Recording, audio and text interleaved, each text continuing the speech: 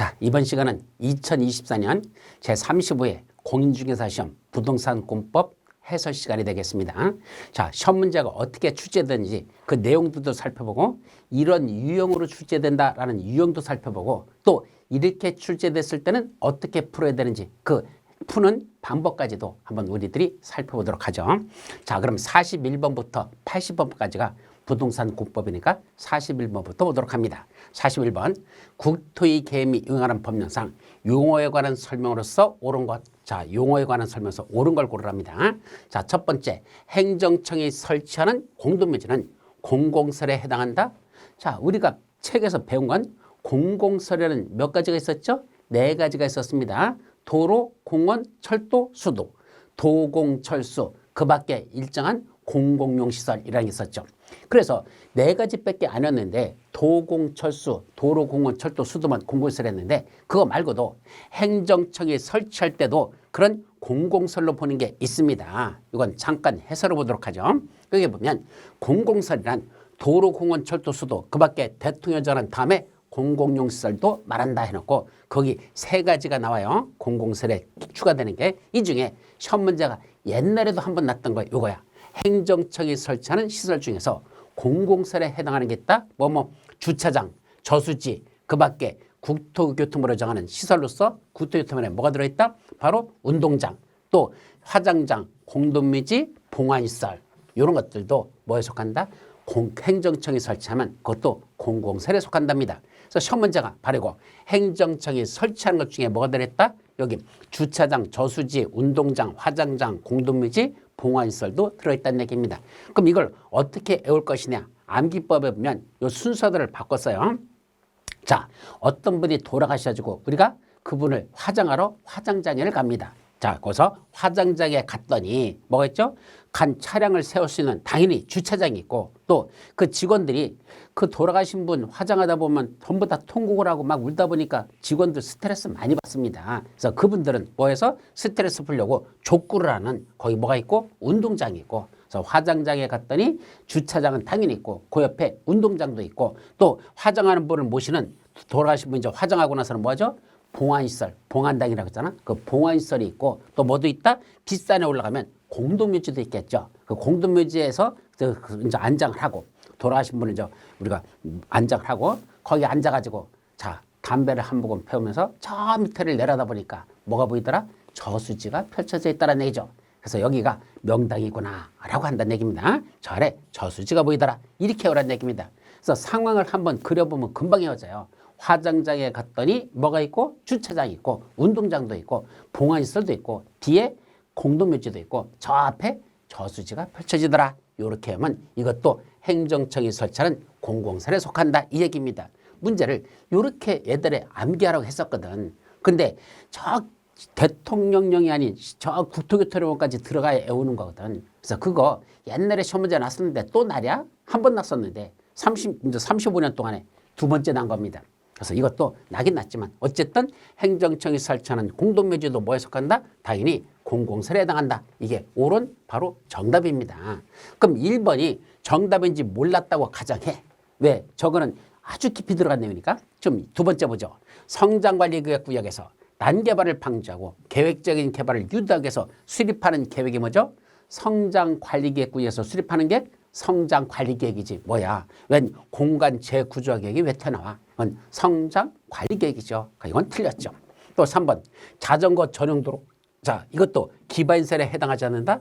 아니죠. 기반시설은 도로, 공원, 철도, 도로, 공원, 철도 대표적인 기반시설이라고 그랬죠. 그럼 도로도 여러 가지 종류가 있잖아. 그중에 당연히 자전거 전용도로 이것도 도로니까 기반시설에 해당합니다. 또 지구단위 계획구역 지정에 관한 계획. 어디다가 지구단위 계획구역을 지정하거나 변경하는 것. 그것도 무슨 계획을 하죠? 도시군 관리계획으로 하라겠죠. 따라서 그건 도시군 기본계획에 해당하는 게 아니라 도시군 관리계획에 해당합니다. 정확히 말하면 도시군 관리계획의 내용에 해당한다라고 하는 게 더 정확해요. 도시군 관리계획의 내용에 해당한다가 더 정확한데 그냥 도시군 기본계획에 해당한다? 그거 틀렸고 도시군 관리계획에 해당한다? 그래도 말이 이상해. 도시군 관리계획에 해당한다? 무슨 말이야? 도시군 관리계획의 내용에 뭐가 들어있다? 지구단위 계획구역 지정변경에 관한 계획도 들어있다 이 말이죠. 그래서 이건 내용이란 말을 좀 넣었으면 더 좋았을 것인데 하여튼 그냥 기본계획하고는 관계없어. 이거는 도시군 관리계획의 내용에 해당하는 내용입니다. 그래서 이것도 틀렸고 또 기반시설 부담구역은 기반시설을 설치하기 곤란한 지역을 대상으로 지정한다. 기반시설 설치가 곤란해가지고 그래서 거기다 건축물을 작게 짓게 하는 구역을 말이죠. 그건 개발밀도가 높아지지 않게 관리하는 구역. 개발밀도 관리구역이죠. 그건 기반시설 부담권, 기반시설을 부담하게 하는 구역을 말하고 요 기반시설 설치가 곤란한 지역은 뭘 정한다? 개발밀도 관리구역 지역에서 건폐율 또는 용적률을 강화 적용하는 지역입니다. 그래서 기반시설 설치가 곤란한 지역 하면 뭐가 떠오른다? 개발밀도 관리구역이죠. 그러면 결국 2번, 3번, 4번은 다 틀린 내용. 2번, 3번, 4번, 5번은 다 틀린 내용이야. 그럼 맞는 게 뭐밖에 없어? 거꾸로 1번밖에 없죠 뭐. 그러니까 1번 모른다고 못 푸는 게 아니고 2, 3, 4, 5번은 다 공부한 것이고 이게 아니라면 답은 1번밖에 없다. 그래서 1번이 정답인 겁니다. 아셨죠? 그렇게 거꾸로 반대로 푸는 방법도 있습니다. 자, 다음 2번. 42번 국토이계 및 용역에 관한 법령상 지방자치단체 장이 다른 법률에 따른 토지 이용에 관한 구역을 지정하는 경우에 관한 설명서 틀린 것들. 참 이거는요. 35년 만에 딱 한 번 시험을 난 거거든. 몰라도 되는 내용입니다. 사실은 공부 안 해도 돼요. 그래서 지방자치단체 장이 뭐한데 자 다른 법률에 따른 무슨 법이 아니라 국토이계 및 용역하는 법률이 아니라 다른 법률에 따라 일정한 지역, 지구, 구역 등을 지정한답니다. 그래서 토지 이용에 관한 일정한 구역 등을 지정하는 경우에 그에 관한 설명서 틀린 것 그랬는데 이걸 어떻게 외우느냐고. 또 이건 지방자치단체장이 알아서 지들이 할 일이지 공인중개사가 왜 이런 걸 외우고 왔어야 되냐고. 이건 중개사하고 아무 관계가 없어요. 이건 시험 문제 무효예요. 중개와 관련된 규정이 아니거든. 그러니까 이건 관련된 행정청들이 알아야 될 문제지 중개사가 알아야 될 문제가 아니다. 이건 시험 문제 자체가 이건 중개와 관련된 규정이 아니기 때문에 이건 공법의 영역에서 벗어난 겁니다. 그런데도 35년 만에 한 번 났어. 뭐 하면 되죠? 잘 찍으면 되죠. 보자. 지정하려는 구역의 면적이 1제곱킬로미터 미만인 경우는 승인을 받지 않아도 된다. 알 수가 있나? 1제곱킬로미터 미만이면 승인을 받아야 되는지 모르겠다. 일단 몰라. 넘어가죠. 근데 어쨌든 1제곱킬로미터 미만밖에 안 된다면 규모가 작으니까 승인을 받지 않아도 될 것 같아. 일단 심정으로는 안 받아도 될 것 같아. 근데 모르겠어. 두 번째, 농림지역에서 수도법에 따른 상수원 보호구역을 지정한다. 예, 이 상수원 보호구역은 지방자치단체장이 다른 법률에 따라서 무슨 법에 따라? 수도법에 따라서 지정하는 거잖아. 그때 국장의 승인을 받아야 될까? 예, 수도법에 따른 상수원 보호구역을 지정할 때도 국장한테 승인까지 바꿔야 될까? 글쎄 모르겠는데 이것도 모르겠는데 일단 몰라.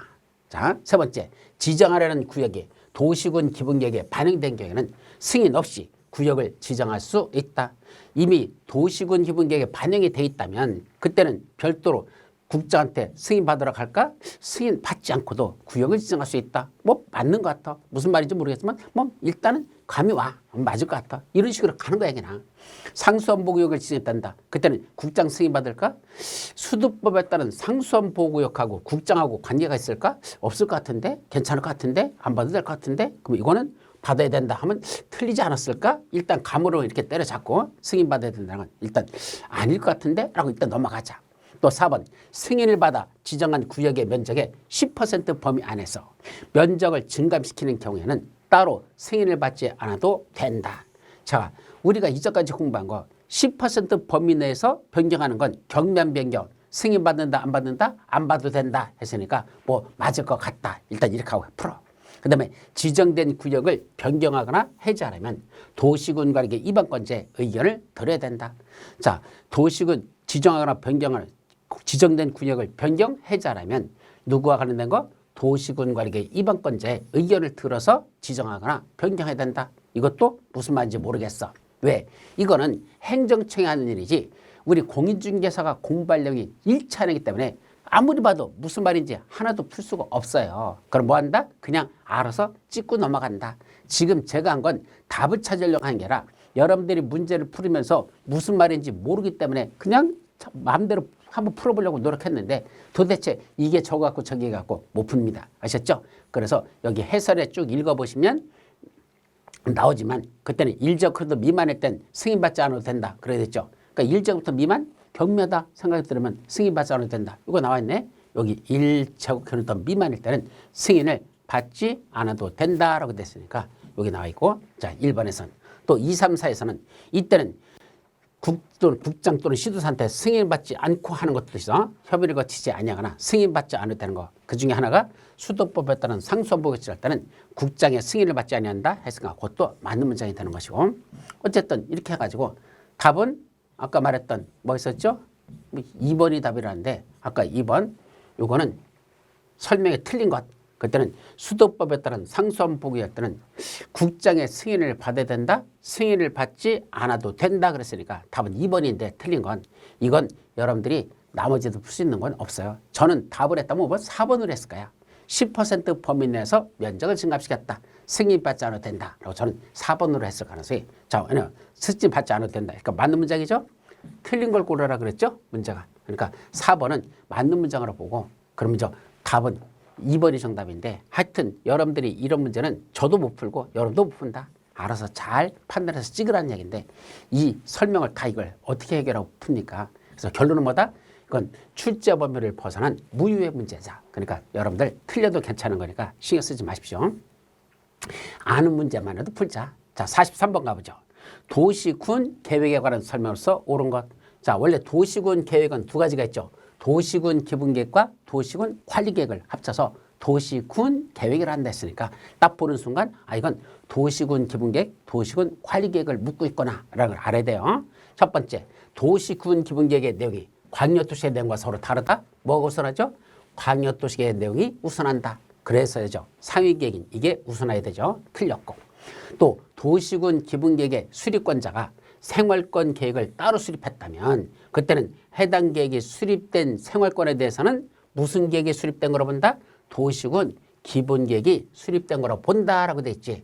도시군 관리계획이 아니야. 생활권과 관련된 건 도시군 기본계획이 수립된 거로 봅니다. 그래서 2번도 틀렸고.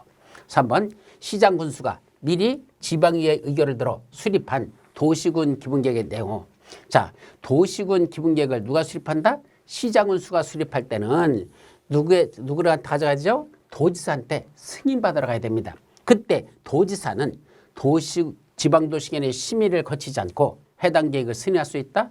원래 시장 군수가 수립할 때는 제일 먼저 기초주 사고, 기공지 확승 이렇게 나왔잖아. 그래서 기초주 사고, 기공, 공청 개최하고 세 번째가 바로 지방의회의 의견을 듣고 그 다음에 기공지 확승, 확정 절차와 승인 절차인데 시장 군수는 승인 절차로 가죠. 누구한테? 도지사한테.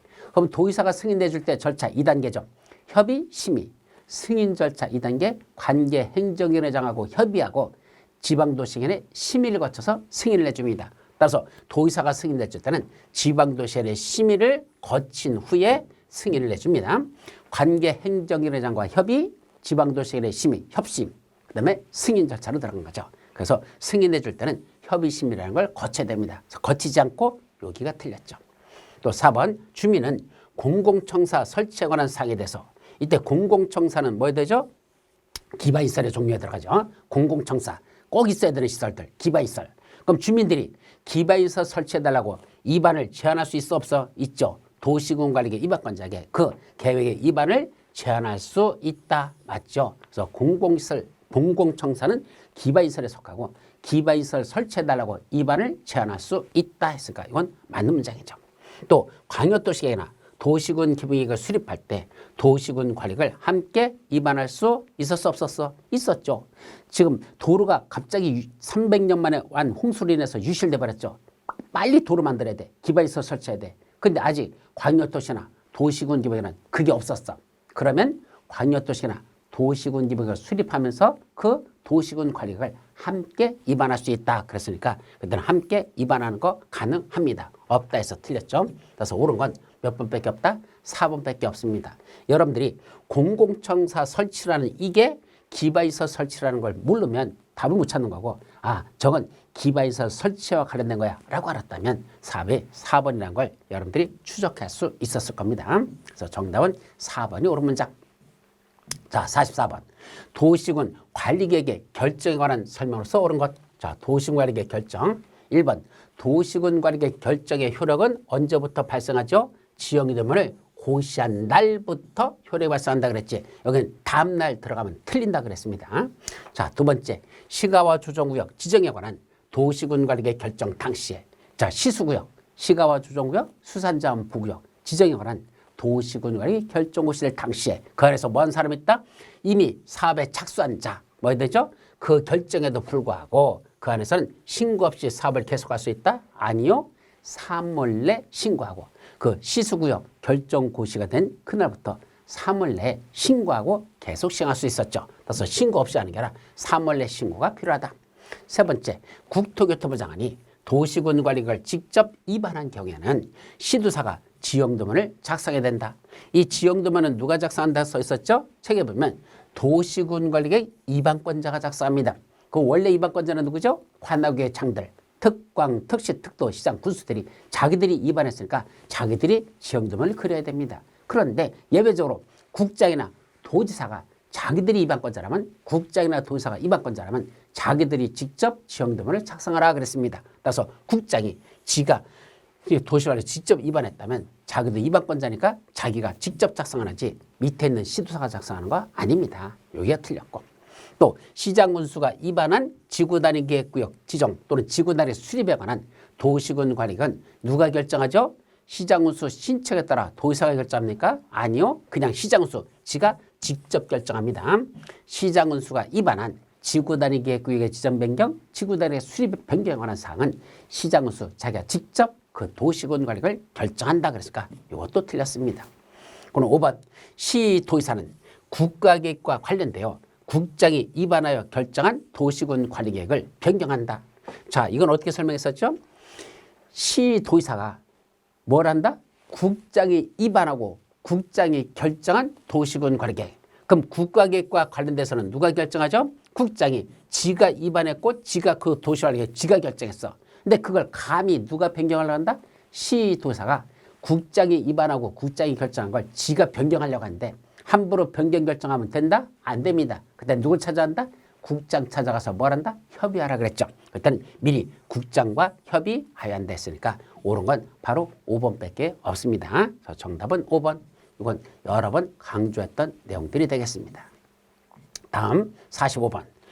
이거 해당 구역으로 지정되면 건축법에 따른 69년 특별건축구역으로 지정된 것으로 보는 구역을 모두 그런 것. 자, 먼저 특별건축구역이라는 건 건축법에서 무슨 구역이라고 했죠? 특별건축구역은 건축법에 있는 규정을 그대로 적용하는 게 아니고 특별건축구역에서는 건축법에 있는 규정을 일부 배제하거나 또는 완화하거나 또는 통합 적용함으로써 좀 더 독창적이고 특별한 건축물을 지을 수 있도록 해준다 그랬었죠. 행위제한이 완화되는 지역에만 지정합니다. 그럼 이 중에 행위제한이 완화되는 게 어디죠? 바로 도시혁신구역과 복합용도구역만 행위제한이 완화됩니다. 따라서 이 구역을 지정하면 그 지역은 특별건축구역으로 지정된 것으로 봅니다.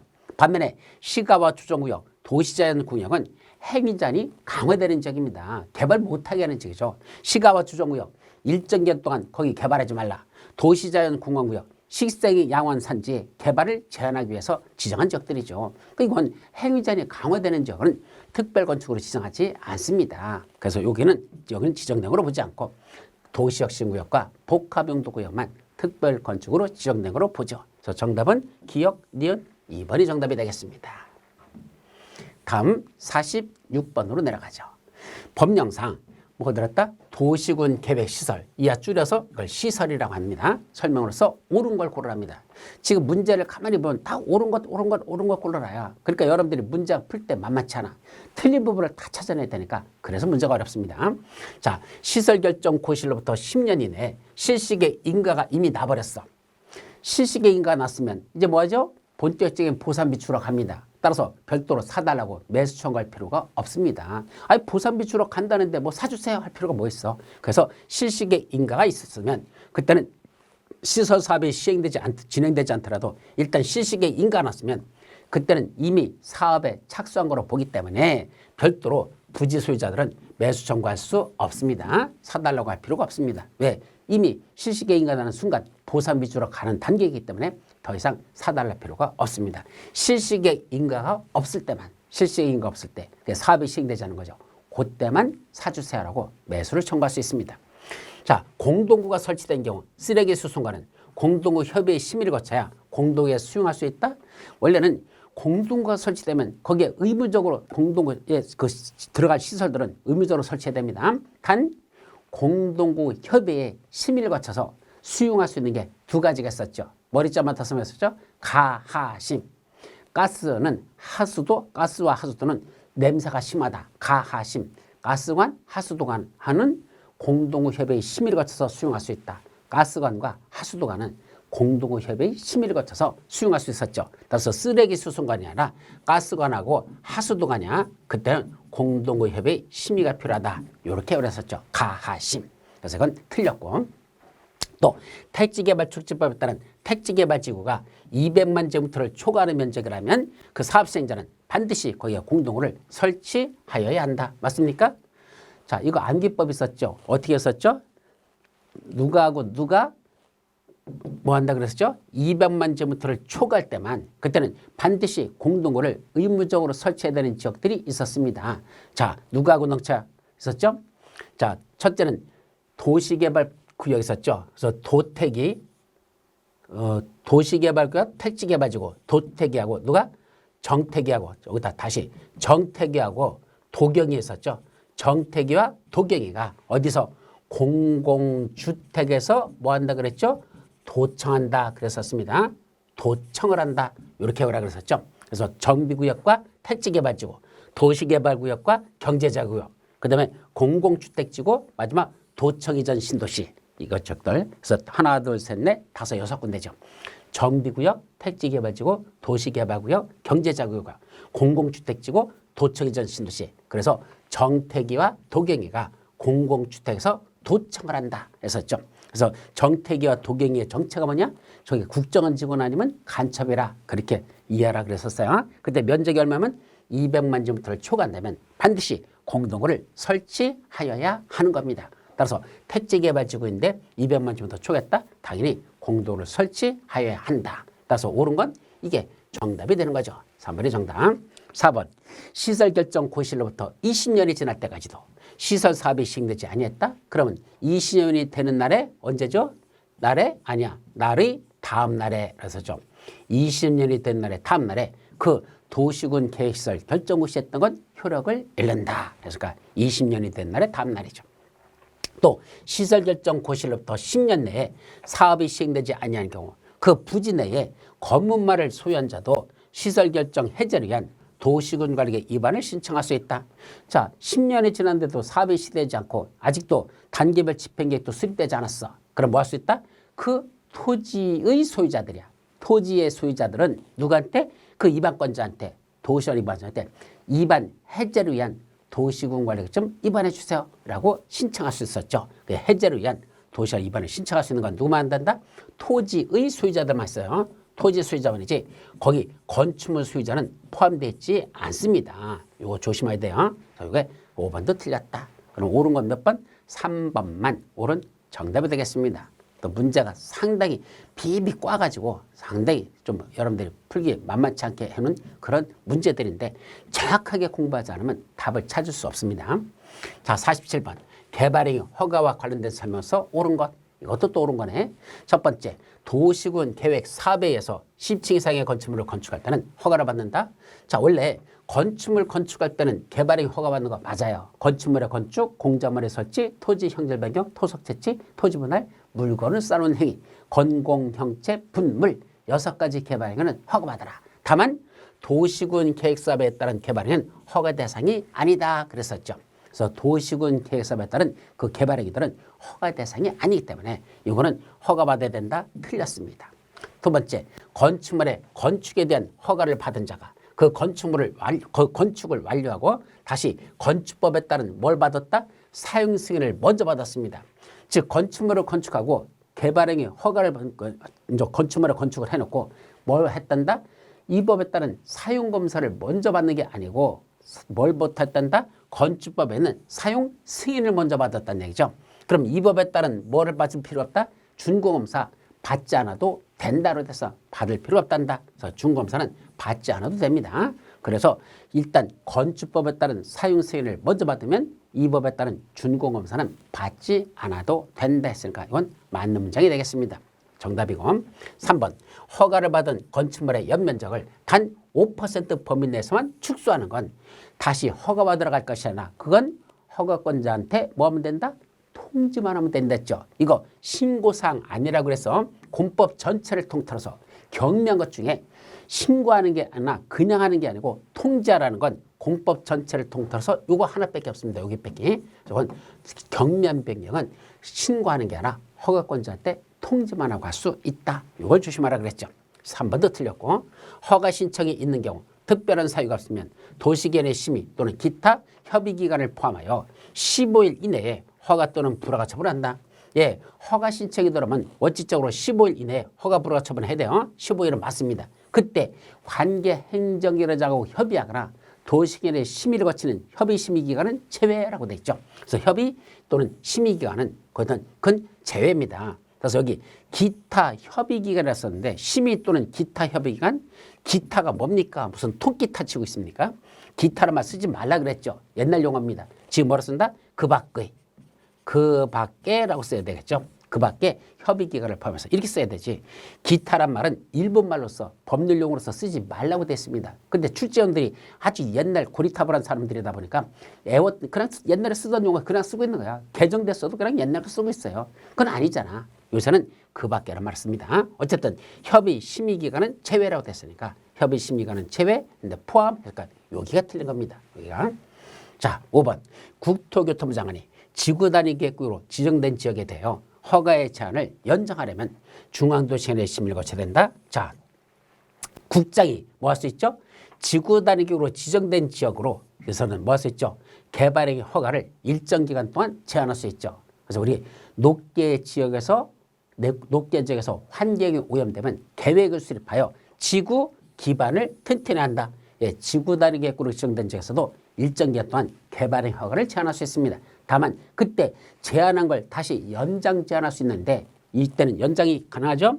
그때는 개발행위 제한을 허가 제한을 연장할 때도 연장할 수가 있는데 이때 연장할 때는 다시 도시계획 심의를 거친다, 거치지 아니한다.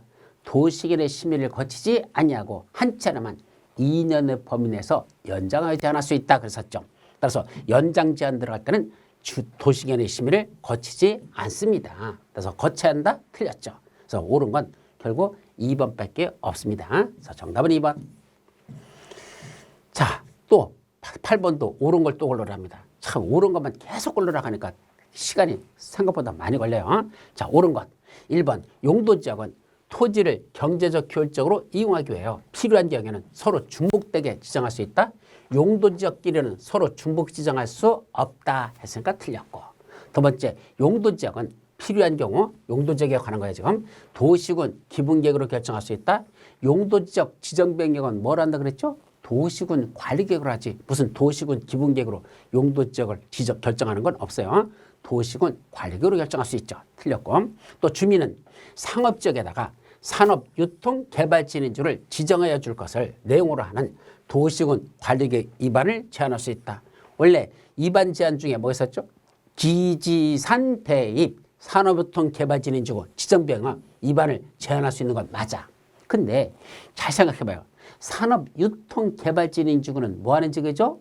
공장 같은 거, 창고 같은 거 짓는 지역이거든. 그럼 공장이나 창고를 짓는 걸 상업지역에다 짓겠습니까? 말이 될 것 같아요? 상식적으로 생각해보라는 얘기죠. 산업유통개발진인주는 공장이나 창고 같은 걸 집중적으로 짓는 지역이란다. 근데 그걸 상업지역에 짓습니까? 말이 안 되죠. 그럼 어느 지역에다 많이 지을까? 산업유통개발진은 바로 저 시골 지역들, 바로 자연 녹지 지역, 자연 녹지 지역이라든지 또는 계획 관리 지역이라든지 계획 관리 지역 또는 이거 생산 관리 지역이죠. 그다음에 생산 관리 지역 이런 지역에다가 산업 유통 개발지를 지정할 수 있습니다. 자연 녹지 지역, 계획 관리 지역, 생산 관리 지역 이런 데다가 지정할 수 있지 상업 지역에는 위반을 제한할 수 없습니다. 그건 지정해 달라고 할 수 없어요. 그래서 이게 틀렸다.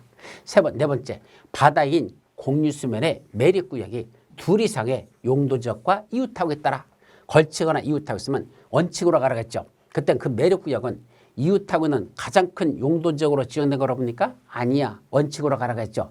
도시군 관리계획 결정으로 지정하여야 한다. 그래서 이웃할 때는 자동적으로 지정된 거로 보지 않고 그때는 도시군관리의 결정으로 그 지역을 지정하여야 합니다. 이것도 틀렸죠.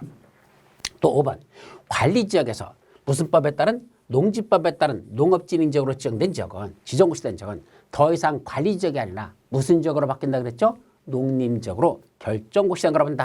그 지역은 농림지역으로 결정고시장으로 본다 했으니까 바로 5번이 옳은 지문이네요. 그래서 옳은 건 5번만 정답이 되겠습니다.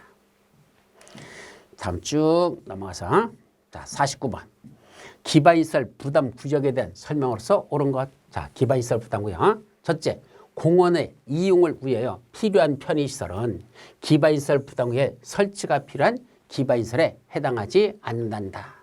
글쎄 여기서도 조금 애매한 게 편의시설이라고 했습니다. 공원의 이용에서 필요한 그럼 공원 안을 설치하자 공원을 만드는 거잖아. 공원 안에다가 일단 편의시설이 들어가는 거죠. 그거는 기반시설 부담구역에 설치가 필요한 기반시설 즉 여러분들이 부담에 되는 기반시설에 들어갈까 안 들어갈까. 자 여러분들이 부담에 되는 기반시설 종류 7가지 있었죠. 뭐뭐 있었죠? 도공, 녹학, 수, 합해 도로, 공원, 녹지, 학교, 수도, 하수도, 폐기물 처리 및 재활용시설 도공, 녹학, 수, 합해라고 있었잖아요. 그러니까 공원도 여러분들이 기반시설 부담구역에 설치가 필요한 기반시설에 해당한다. 해야지 해당하지 않는다 했으니까 여기가 틀렸습니다. 공원도 여러분들이 부담에 되는 기반시설 부담구역에 설치가 필요한 기반시설에 해당합니다. 두 번째 기반시설 부담구역에서 기존 건축물을 철거하고 신축하는 경우에는 어떤 것들이 부가대상 면적이 되죠? 기존 건축물의 건축연 면적을 초과하는 부분만 부가대상입니다. 따라서 기존 건축물의 건축연 면적을 뭐하는 거? 포함이 아니라 그걸 초과하는 건축행위가 바로 기반시설 설치 등의 부가대상으로 하는 면적이 되는 겁니다. 초과하는 부분이죠. 3번 지구 단위 계획을 수립한 경우 기반시설 설치가 수립한 거로 본다. 자, 이건 맞는 문장이죠. 왜요? 지구 단위 계획 속에 뭐가 들어가죠? 기반시설의 종류와 기반시설의 배치와 규모에 관한 게 바로 지구 단위에 들어있는데 그게 뭐랑 똑같다? 기반시설 설치에 들어가는 기반시설의 종류 및 위치와 규모에 관한 게 똑같이 들어간다 그랬죠.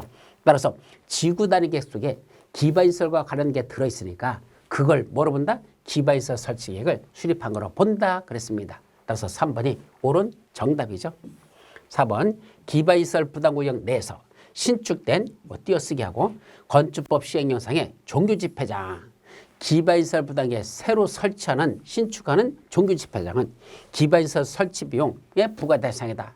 원래는 건물을 신축하거나 증축하는 행위를 할 때는 기반시설 설치 비용을 부과하게 되어 있습니다. 그런데 종교집회장도 기반시설 설치 비용을 부과할까? 이거 한번 잠깐 밑에 해설 볼래요? 4번에 관련된 거 어디 있어? 이거죠.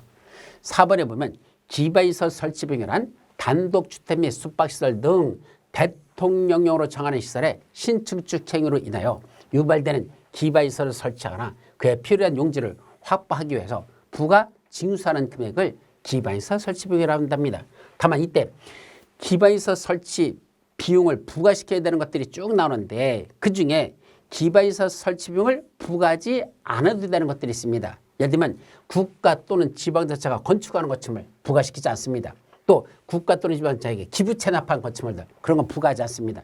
그럼 몇 개나 나오나 보래요? 1, 2, 3, 4, 5, 6, 7, 그 다음에 가나다라 마바사 짜차 또 8, 9, 10, 11, 12, 13, 15, 22, 26, 30, 37번 가볼까요? 37번에 봤더니 뭐가 나온다? 건축법 시행령 별표 1, 4, 5 나무기나 얘는 종교집회장 나옵니다. 이 종교집회장은 여러분들에게 기반시설 설치 비용을 부과하지 않습니다. 교회라든지 절 같은 데다가 기반시설 설치 비용 부과합니까? 아니 거기는 웬만한 거 다 면세잖아요. 그건 세금 부과하지 않거든. 근데 설치 비용도 거기는 부과하지 않는다는 얘기입니다. 종교집회장은. 근데 몇 번째 들어있어? 37번째 들어있습니다. 그럼 37번째로 끝날까? 아니요. 또 있습니다. 뭐가 있죠? 밑에 보세요. 더 있잖아. 여기까지 있습니다.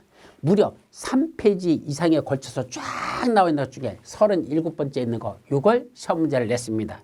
이런 문제를 뭐란다? 싸가지 없는 문제라 이렇게 말하는 거죠.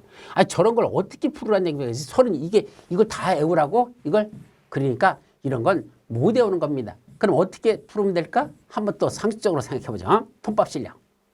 자, 다시 돌아가서 그래서 통밥 실력. 종교 집회장, 교회나 또는 절 같은 데잖아. 그죠? 그럼 사찰 같은데 이런 데는요.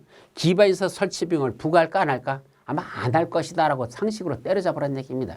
교회 같은 데는 세금도 부과하지 않는데 그렇다고 이런 거 기반시설 설치 비용도 부과할까? 그런 건 아마 안 할 거야. 그렇게 때려잡으면 된다는 얘기입니다. 그래서 부과 대상이 아니다. 일단 이렇게 정의하면 되죠.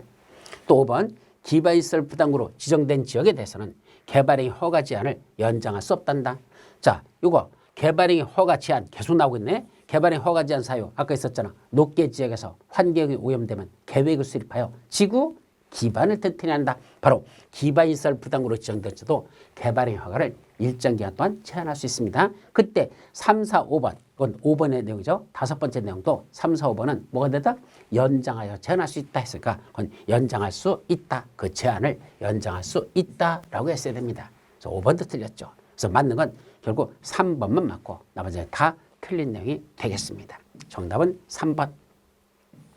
자, 여기까지 풀고 참 이걸 어떻게 이런 데서 시험 문제를 내냐. 참 싸가지 없죠. 진짜. 이건 하여튼 정답은 3번이었기 때문에 망정이지 나머지 저런 것들은 몰라요. 근데 솔직히 정답은 3번인 것만 알으면 나머지 몰라도 관계없잖아. 3번이 확실해. 그럼 정답이야. 나머지들 뭐 몰라도 관계없어요. 정답 찾는 건 그렇게 어려운 건 아니라는 얘기입니다. 자, 그래놓고 개발진인지구를 세분하여 지정할 수 있는 지구에 해당하지 않는 것. 자, 개발진인지구는 몇 개로 나눠지죠? 5가지로 구분할 수 있죠. 주산관, 폭특, 주거개발진인지구, 산업유통개발지구, 관광휴양개발진인지구, 복합개발진인지구, 특정개발진인지구, 주산관, 폭특. 그래서 여기 산업유통개발진인지구, 산업유통개발진인지구 이게 빠졌죠. 그래서 중요시설물은 개발진인지구라는 게 없어. 중요시설물 보호지구라고는 있었죠. 중요시설물 보호지구는 있어도 이 산업유통개발진인지구가 여기 들어가면 됩니다. 그래서 주산관, 복특 이렇게 5가지만 하면 되죠. 그래서 틀린 거 정답은 2번이 되겠습니다.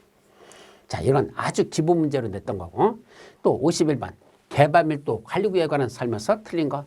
기반시설 부담구역, 개발밀도 관리구역 다 시험 문제 2개 다 났어요. 첫째, 개발밀도 관리구역의 변경 고시는 어디다 한단다? 공부에 게재하는 방법에 의한단다. 예, 보통 지방자치단체가 어떤 것들을 고시할 때는 주로 어디다 고시한다? 바로 지방자치가 발행하는 공부에다가 게재하는 방법. 공부나 인터넷 홈페이지 같은 데다 게재하는 방법에 의합니다. 일단 맞았다고 보고. 두 번째, 개발밀도 관리구역으로 지정될 수 있는 지역에 농림지역은 포함되지 않는다. 개발밀도 관리구역은 이미 개발이 된 지역에서 지정한다 그랬죠. 주로 어디? 주거지역, 상업지역, 공업지역에만 지정합니다. 주상공. 따라서 농림지역에는 포함되지 않는다? 예, 맞죠. 안 된다고 했으니까 그건 맞는 문장이야. 그래서 농림지역에는 포함되지 않습니다. 주상공업지역에만 지정할 수 있으니까. 또 3번 개발밀도 관리구역 지정은 해당 지방자치단체에 설치된 지방도시圏의 심의 대상이다. 자, 지정 변경할 때는 뭐지죠? 이건 심고로 거쳐요. 도시계획의 심의와 고시라는 절차 두 단계만 거치면 되죠. 따라서 지방도시계획의 심의를 거쳐야 된다. 예, 맞는 문장입니다. 그것도 도시계획의 심의. 또 개발밀도 관리구역에서 해당 용도지역에 정되는 뭐 최대한도의 50% 범위에서 강화 적용하는 건 건폐율이었습니까? 용적률이었습니까? 아니면 건폐율, 용적률 다 들어갑니까? 50%란 말이 들어가면 그때는 용적률만 나온다 그랬었죠. 해당 정도는 용적률 최대 한도의 50% 범위 안에서 강화 적용한다 했으니까 건폐율이 하나 용적률이 들어가야 됩니다. 따라서 4번이 틀린 정답이 되겠습니다. 그다음에 5번 개발밀도 관리구역은 기반시설 부담으로 지정될 수 없다? 이게 무슨 말이죠? 중복 지정될 수 없다는 얘기입니다. 따라서 개발밀도 관리구역은 기반시설 부담구역은 개발밀도 관리구역 외의 지역에만 지정한다 그랬으니까 서로 중복 지정할 수 없다 그랬으니까 그 개발밀도 관리구역을 기반시설 부담구로 지정한다는 건 서로 중복돼서 지정되는 의미야. 그건 할 수 없다. 그러니까 맞는 문장이죠. 틀린 건 4번만 정답이 되겠습니다. 다음 52번 국토법 마지막 문제입니다. 성장관리계획 구역에서 30% 이하의 범위에서 성장관리계획으로 정하는 바에 따라 건폐율을 완화하여 적용할 수 있는 지역들. 자, 성장관리계획에서는 건폐율은 계획관리지역에서는 40% 정도 되는 걸 10%더 늘려서 50% 적용해야 되고 20% 정도 되는 일정한 지역은 10%더 올려서 30%까지 해줍니다. 어디일까? 바로 자연녹지죠. 자연녹지죠. 그 다음에 생산녹지죠. 세 번째 계획관리죠. 계획관리적은 아까 50%까지 올라가요. 그러니까 계획관리적 여기 들어가지 않고 그 다음에 여기 생산관리적하고 농림지역 여기는 즉 자연녹지, 생산녹지 그 다음에 생산관리지역, 농림지역 여기는 건폐율 20%를 한다. 원래는 20%인 지역이야. 그걸 여기 성장관리계획부에서는 성장관리계획으로 10% 더 올려서 30%까지 적용할 수 있습니다. 그럼 보전녹지지역은 보전자 들어간 지역은 안 돼요. 그건 더 올려주지를 못합니다. 그냥 원래대로 20%로 그대로 가고 어딘 보전녹지 또는 보전관리지역은 20% 그냥 가는 것이고 어디만 자연녹지, 생산녹지, 생산관리, 농림지역 이 네 군데는 20% 하나 30%까지 완화시켜 줄 수 있다. 이렇게 정리하시면 됩니다. 그래서 정답은 3번이 되겠죠. 그래서 완화할 수 없는 지역을 골라란 말이야. 그럼 이 중에 보전자 들어가는 지역이 가장 완화할 수 없다고 생각하면 돼요. 보전자 들어가는 지역은 완화시켜 주지 않는다. 그래서 정답은 그래서 몇 번이죠? 3번이 되겠습니다. 자, 여기까지가 무슨 법? 국토위계비 융연한 법률이 다 끝났고 이제 두 번째 도시개발법으로 넘어갑니다. 첫째, 환지 방식의 도시개발 사업에 관한 개발계획 수립에 필요한 동의유자의 수를 산정하는 방법으로서 옳은 것. 자, 이게 무슨 말이죠? 자, 개발계획을 수립할 때 환지 방식을 할 때는 그 안에는 토지 소유자들의 일정한 동의를 받아야 되죠. 자, 여러분 개발계획을 이렇게 수립했는데 여러분들 마음에 드십니까? 이거에 대해서 어떻게 생각합니까? 동의를 받으러 왔습니다. 얼마큼 동의받아야 되죠? 면삼총이 면적 3분의 2 플러스 총수 2분의 1 이상의 동의를 받아야 됩니다. 토지 면적 3분의 2 이상의 토지 소유자의 동의와 토지 소유자 총수 2분의 1 이상의 동의를 받을 것. 그 동의를 받아야 되는데 그거와 관련된 내용입니다. 그때 토지 면적 산정할 때는 국공지를 포함할까 제외할까? 웬만한 데는 국공지를 제외합니다. 그런데 여기 개발계획 수립하기 위한 동의요건하고 개발 수립을 위한 동의요건하고 또 조합 설립, 도시개발 조합 설립할 때만 그때는 국공지 면적을 포함해서 계산한다라고 돼서 제외가 아니라 이때만 국공지를 포함해서 산정한다는 걸 조심하시고요. 두 번째, 한 사람이 둘 이상의 필지의 토지를 단독으로 소유했다. 자, 한 사람이 여러 개 필지를 갖고 있다 이 소리입니다. 그때는 몇 명으로 볼까? 필지 수에 관계없이 토지 수자는 몇 명으로 본다? 그건 한 명으로만 본다는 얘기입니다. 예, 이게 정답이에요. 한 사람이 여러 필지를 단독으로 소유하겠다? 그때는 몇 명으로 본다? 한 명으로 밖에 인정하지 않습니다. 또 둘 이상의 필지의 토지를 소유한 공유자가 동일인이다. 그때는 공유자 각각입니까? 아니야. 공유자 대표자, 그 공유자들의 그 대표하는 자, 그 한 사람만 토지 소유한다. 그래서 공유자 각각이 아니라 공유자 중에 대표하는 자 한 사람만 토지 소유자로 보죠. 또 한 필지의 토지 소유권을 여러 명이 공유하겠다. 하늘을 여러 명에서 그때는 집합건물법에 따른 그때는 각각을 소유하고 집합건물법에 따른 즉 집합건물의 소유 및 관리에 관한 법률에서는 구분 소유자들은 각각 토지 소유를 보고 구분 소유자로 되어 있지 않은 집합건물법에 적용되지 않는다면 그중에 뭐 하는 자만 대표 공유자 한 사람만 토지 소유자로 봅니다. 그때는 인지 여부와 관계없이 여기가 틀렸죠. 그래서 구분 소유자일 때는 각각으로 보고 각각 토지 소유자로 그렇지 않으면 대표 공유자 한 사람만 토지 소유자로 본다 이런 겁니다. 그래서 이 집합건물법에 적용되지 않을 때는 대표 공유자 한 명만 집합건물에 적용하면 구분 소유자 각각을 토지 소유자로 본다. 또 도시개발구역 지정이 제한된 후부터 개발계획 수립되기 전까지의 사이에 토지 소유자가 변경이 됐단다. 그럼 누구 동의 받아야 될까? 그때는 변경된 토지 소유자 동의를 받는 게 아니라 변경되기 이전에 그러니까 종전이죠. 종전에 변경되면서 종전의 토지 소유자의 동의서를 기준으로 해서 면삼총이라는 그 요건을 파악해야 됩니다. 그래서 일단 종전의 토지의 동의를 기준으로 한다라는 거 여기까지만 정의하면 되죠. 그래서 옳은 건 몇 번이야? 2번만 옳고 나머지는 다 틀린 내용이 되겠습니다. 다음 수용 또는 사용 방식으로 시행하는 도시개발 사업의 시행자로 지정될 수 없는 자. 도시개발 사업의 시행자로 지정될 수 없는 자를 고르랍니다. 무슨 방식으로 할 때? 수용 사용 방식으로 할 때. 그럼 누구는 사업 시행자가 될 수 없었죠? 바로 조합.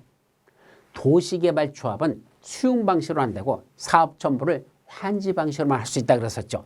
조합이 자기 조합원 땅을 강제로 수용하는 건 말이 안 된다 그랬습니다. 그래서 정점은 조합만 찾으면 됩니다. 나머지들은 다 수용 방식으로 할 수도 있고 조합만 수용 방식으로 할 수 없다라고 기억합니다. 간단한 문제야. 정답은 5번. 다음 55번. 한국토지주택공사가 발행하는 토지상환채권의 발행계획에 포함되는 것. 자, 한국토지주택공사가 토지상환채권을 발행한답니다. 자, 공공시행자인 한국토지주택공사가 발행한다는 걸 조심합니다. 그때 발행계획에 포함되어야 될 내용이 아닌 것. 원래는 발행계획을 통해서 누구한테 지정권자한테 승인받게 돼 있거든. 그런데 한국토지주택공사가 발행계획에 들어가서 안 해도 되는 건 뭘까요? 자, 공공시행자는 뭐가 필요 없다 그랬죠? 보증이 필요 없습니다. 그 보증, 그 금융기관 같은 보증을 받을 필요가 없다 그랬었잖아. 따라서 보증기관 및 보증의 내용은 한국토지주택공사는 필요가 없는 내용입니다. 보증받는 것 자체가 없어요. 누구만 민간 시행자들만 보증이 필요하지 공공시행자는 보증이 필요 없다 그랬으니까 보증기관에 관한 내용들 이런 것들은 공공시행자인 한국토지주택공사에는 들어갈 내용이 아니라는 얘기입니다. 그것만 알고 있었으면 문제 푸는데 어려움이 없었던 거야. 그러니까 내용을 외우는 게 아니고 토지주택공사인 공공시행자는 보증이 필요 없다라는 걸 알고 있느냐. 그걸 푸는 문제예요. 아셨죠? 그래서 보증이 필요 없으므로 발행계획에 보증에 관한 내용은 포함되지 아니한다. 그것만 이해하고 있었으면 다 푸는 데는 전혀 어려움이 없었던 건데 무슨 문제인지 처음 들어보는데 발행계획에 뭐가 들어간지 내가 어떻게 알아? 이래서 못 푸는 거야. 아, 한국토지주택공사는 공공시행자니까 보증이 필요 없다. 보증에 관한 내용은 들어가지 않는다. 그랬으면 답 금방 찾는 거 아닙니까? 그런 통법 실력을 가지고 있어야지만 됩니다. 자, 56번 환지 방식의 사업시행에 필요한 사무소 틀린 거. 환지 방식 1번 행정청이 아닌 시행자가 환지 계획을 작성하여 인가를 신청하는 경우는 토지 소유자와 임차권자 등에게 환지 계획의 기준 및 내용 등을 알려야 된다. 자, 행정청이 아닌 시행자가 환지 계획을 작성해서 그때 뭐 받으러 가죠? 그 특도 시장운수구청장한테 인가 받으러 가야 됩니다. 자, 그때는 인가 받으러 가야 되는데 그때 인가 신청할 때 토지 소유자와 임차권자에게 환지 계획의 내용 등을 알려야 될까 안 알려야 될까 모르겠는데 인가 신청을 할 때 사람들 알릴까 아닐까 모르겠는데 이건 알릴 것 같은데 모르겠어. 일단 퀘션. 두 번째, 집합건물법에 따른 대지 사용권에 해당하는 토지 지분은 분할 환지할 수 없다. 자, 이건 상식으로 생각해보세요. 아파트는 대지는 공유 지분으로 갖고 있죠. 전체 아파트 세대의 자기 지분 비율은 몇 제곱미터분에 얼마라고 지분 비율로 표시되어 있잖아. 이거 분할 환지할 수 있습니까? 안 되죠. 아파트에 있는 공유 지분을 갖다가 내 땅만 요만큼만 내 거 분할 환지로 받겠다. 안 됩니다. 그건. 거기는 입체 건축물을 입체 환지를 하는 거지. 즉 주택을 져서 줘야 되지. 그걸 다시 땅으로 쪼개서 땅으로 주는 거. 이거는 불가능합니다. 그래서 분할할지 할 수 없다. 맞는 문장입니다. 틀린 걸 고려해서 맞는 거고. 세 번째, 환지 예정지가 지정되면 종전의 토지 소유자는 예정지 지정의 효력 발생일로부터 환지 처분이 공고되는 날까지는 종전의 토지는 더 이상 뭐 할 수 없었죠? 사용 수익할 수 없다. 그러니까 사용 또는 수익할 수 없다. 그러니까 사용할 수 없다. 맞는 문장이죠. 또 도시개발 사업으로 임차권의 목적인 토지용이 방해를 받아 종전의 임대료가 불합리하게 된 경우에는 뭐 할 수 있죠? 임대료 증감 청구를 행사할 수 있잖아요. 그때 환지 처분이 공고된 날부터 며칠 이내만 60일 이내만 증감 청구할 수 있고 60일이 지나면 임대료 감액 청구, 증감 청구할 수 없습니다. 그래서 다음 날부터 아니라 공고된 날부터 며칠이 지나면 60일이 경과하면 그때부터는 임대료 감액 청구도 할 수 없다 그랬었죠. 60일 이내만 행사할 수 있다 그랬어요. 60일이 지나면 행사할 수 없다. 이렇게 해야 돼요. 다음 날 여기가 틀렸습니다. 그래서 틀린 건 4번이 정답이죠. 이건 도시개발 사업의 시행으로 행사할 이익이 없어진 지역권 소멸돼야 되죠. 사라지는 권리는 언제 사라진다? 환지 처분이 공고된 날이 끝나는 때 소멸한다. 그러니까 환지 처분이 공고된 날이 끝나는 때 소멸한다 했으니까 이건 맞는 문장이 되겠습니다. 따라서 틀린 건 4번만 정답이 되겠죠. 다음 57번. 도시개발법령상 도시개발 사업 조합에 관한 설명서 옳은 것. 또 도시개발 조합 꼭 한 문제는 반드시 조합에서 출제됩니다. 첫째, 조합을 설립하려면 도시개발구역 토지 소유자 몇 명 이상이 정관을 작성해서 지정권자한테 인가 신청하라 그랬었죠. 그때 조합 설립 인가권자는 지정권자고 몇 명 이상이 필요하죠?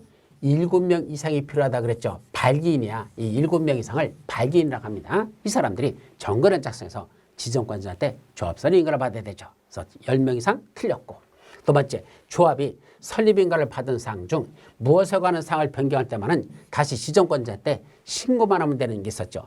즉 변경하는 경면 변경은 신고만 하러 썼어. 몇 가지 썼죠? 2가지. 첫째, 주된 사무소 소재지를 변경할 때. 두 번째, 공고 방법을 변경할 때. 딱 2가지밖에 없어요. 이거는 여러 가지가 있는 게 아니야. 첫째는 주된 사무소 소재지 변경. 두 번째, 공고 방법 변경. 이 2가지만은 변경할 때 변경 신고만 하면 된다지 청산에 관한 사항 변경한다 이런 건 없습니다. 자, 이런 건 청산하고는 아무 관계가 없어요. 그건 신고사항은 딱 2가지만 있단다. 그건 틀렸고. 자, 세 번째, 다른 조합원으로부터 해당 도시개발구역에 그가 가지고 있는 토지 소유권 전부를 이전받은 조합원은 정관으로 정하는 바에 따라 자기가 갖고 있던 그 의결권 말고도 본래 의결권과는 별도로 그 토지 소유자가 토지 소유권을 이전한 조합원의 의결권을 지가 뭐 할 수 있죠? 승계할 수 있다라고 했었죠. 그래서 조합장 같은 거 선출할 때 자기의 의결권을 2장, 습장, 늑장까지도 행사하는 건 남의 땅 토지 전부를 내가 사들이면 다른 조합원의 토지를 전부 사들이면 나는 의결권이 2장, 습장, 늑장 이렇게 늘어난다 그랬었죠. 그 내용이에요. 그건 맞는 정답이 되겠습니다. 4번, 조합은 총회 권한을 대행하게 하기 위하여 대연회를 두어야 된다. 그랬나요? 대연회는 의결권을 가진 조합원의 수가 50인 이상인 경우에만, 의결권을 가진 조합원의 숫자가 50인 이상인 경우에는 대연회를 둘 수 있다라고 돼 있지 두어야 한다도 아니에요. 그래서 50인 이상 이제 의결권을 가진 조합원의 숫자가 50인 이상이라면 총회 권한을 대행하게 위하여 대연회를 둘 수 있다고 돼 있죠. 둬야 한다. 무조건 틀렸고. 5번, 조합의 임원으로 선임된 자가 금고 이상의 형을 선고받으면 그날부터 임원의 자격을 상실합니까? 형을 선고받았다고 자격을 상대는 게 아니라, 자, 임원이었다는 게 아니라 금고 이상의 선을 받고 그 집행이 끝나거나 집행을 받지 않기로 확정된 후 몇 년? 그로부터 확정된 후 2년이 지나지 않는 자 또는 집행유예 기간 중에 있는 자는 임원이 될 수 없다 그랬습니다. 그러면 언제부터 임원의 자격이 상실되죠? 임원으로 선임된 자가 금고 이상의 형을 선고받으면 선고받은 그날부터 임원의 자격을 상실한다. 언제부터죠? 임원이 자격이 상실되는 그 다음 날부터입니다. 그날이 아니고 그 다음 날부터 임원의 자격이 상실한다라고 돼 있었죠. 자, 정비법은 아니야. 그 자격이 상실하면 당연 퇴임된다야. 상실되는 날 당연 퇴임이야. 근데 도시개발법은 아니야. 그 다음 날 임원의 자격이 상실됩니다. 그래가지고 낮 11시에 만약에 판결을 받았어. 국무회사 형 선고됐어. 그럼 밤 12시까지는 아직 임원이에요. 12시가 지나요. 그날 밤 12시가 지나야 임원의 자격이 상실되죠. 역사는 요때 이루어진다 그랬죠. 그때 계약서 막 쓰고 뒷돈 받고 임원으로서 지가 막 그때 가서 활동을 하는 게 있다 그랬습니다. 안 된다 그랬잖아요. 그래서 이건 법이 잘못된 겁니다.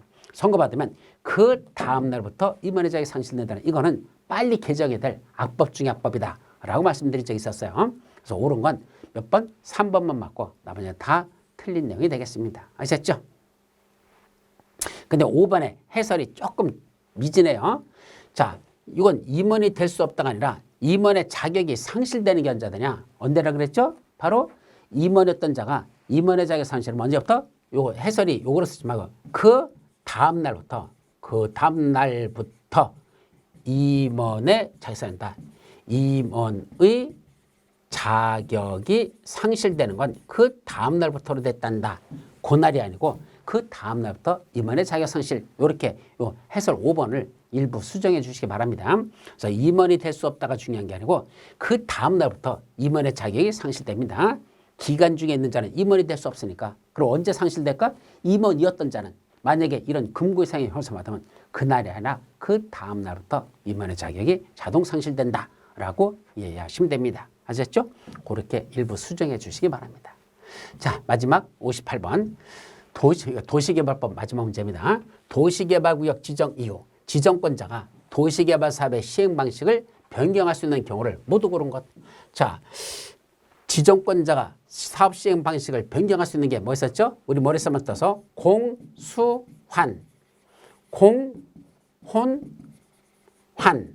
또 하나 시, 수, 혼 이랬었죠. 이때 공공시행자라니까 다 들어가네요. 공공시행자, 공공시행자. 이건 조합을 제한 모든 시행자니까 국가는 하여튼 셋 다 들어가는 겁니다.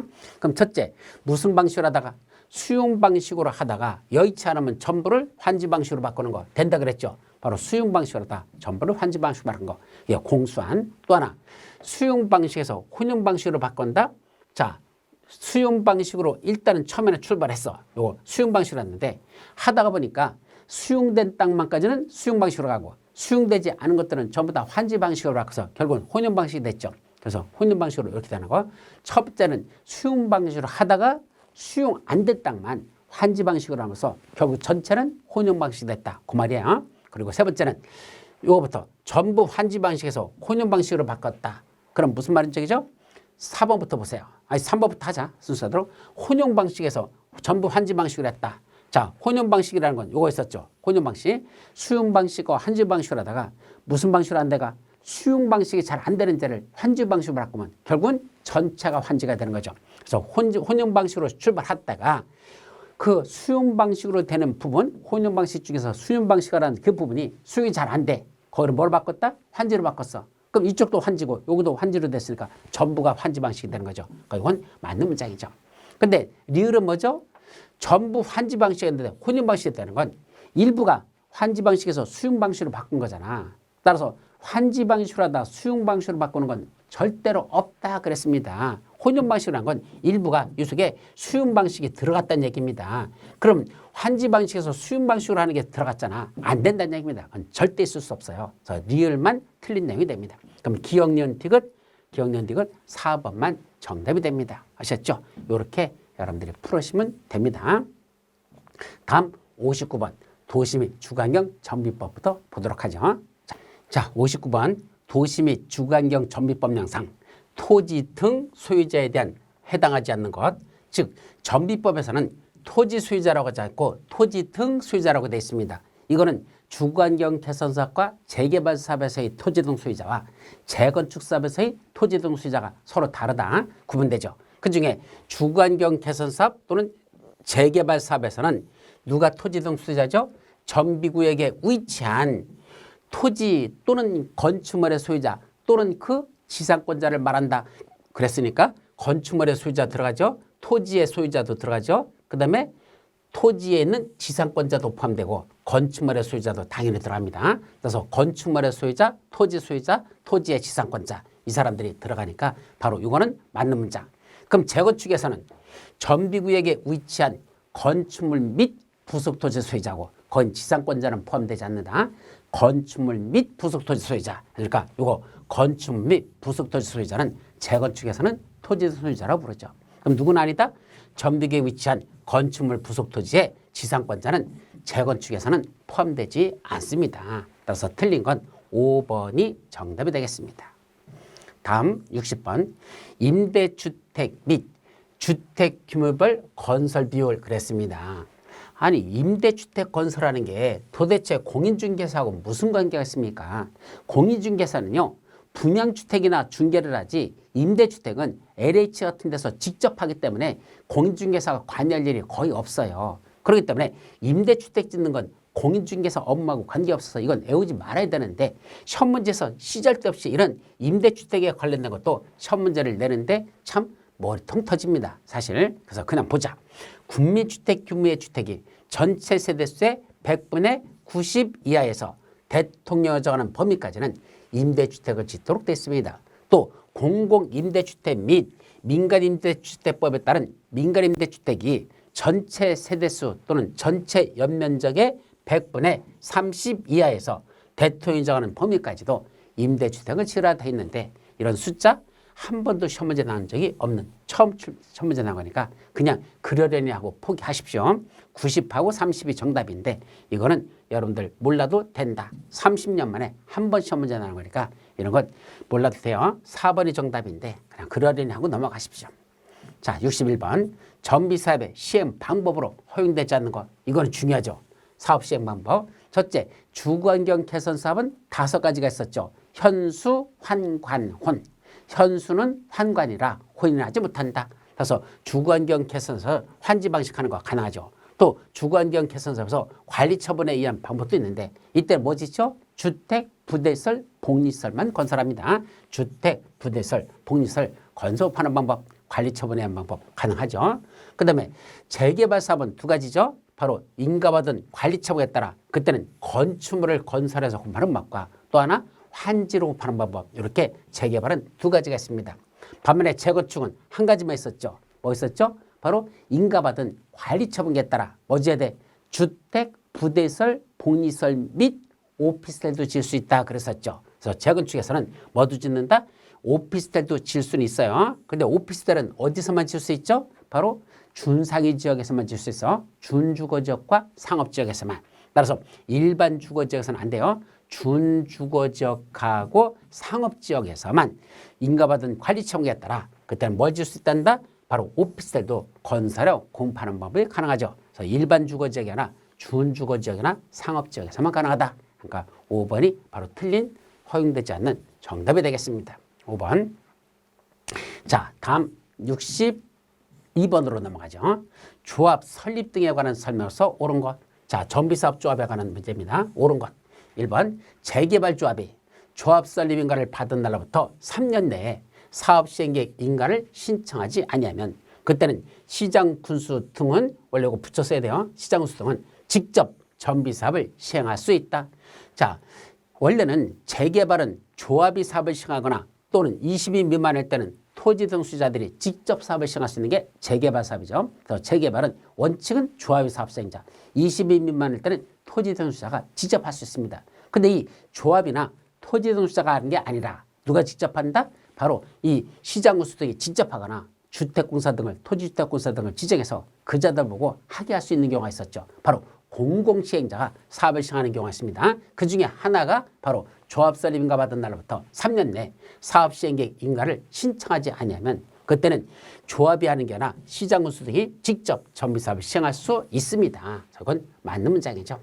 두 번째, 재개발 사업의 추진위원회가 조합을 설립하려면 재개발 조합을 설립하려고 하는 거야. 그럼 추진위가 조합을 설립하려면 그때는 얼마큼의 동의를 받아야 되죠? 그때는 3.1절. 재개발은 3.1절이죠. 그래서 또 토지 등 소유자 4분의 3 플러스 토지 면적 2분의 1. 그래서 그 3.1절이라 했죠. 그래서 3분의 2가 아니라 4분의 3 이상 및 토지 면적 2분의 1 이상의 토지사의 동의를 받아야 된다라고 했어야 됩니다. 그래서 여기가 틀렸다.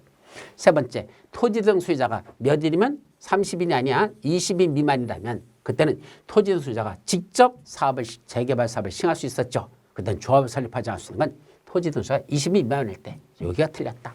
또 조합은 재개발 조합 설립 인가를 받은 때도 토지 등 소유자에게 그 내용을 통지하지 않아도 된다.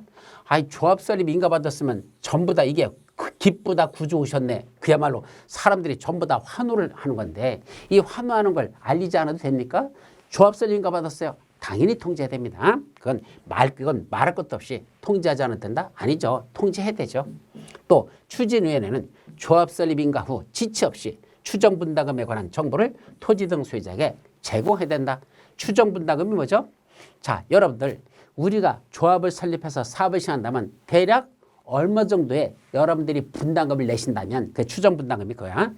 대략 얼마 정도 추가적으로 돈을 더 내신다면 우리 이렇게 아파트를 새로 지을 수가 있어요. 그걸 알리란 얘기입니다. 추정분담금 이 정보 언제까지 알려야 될까?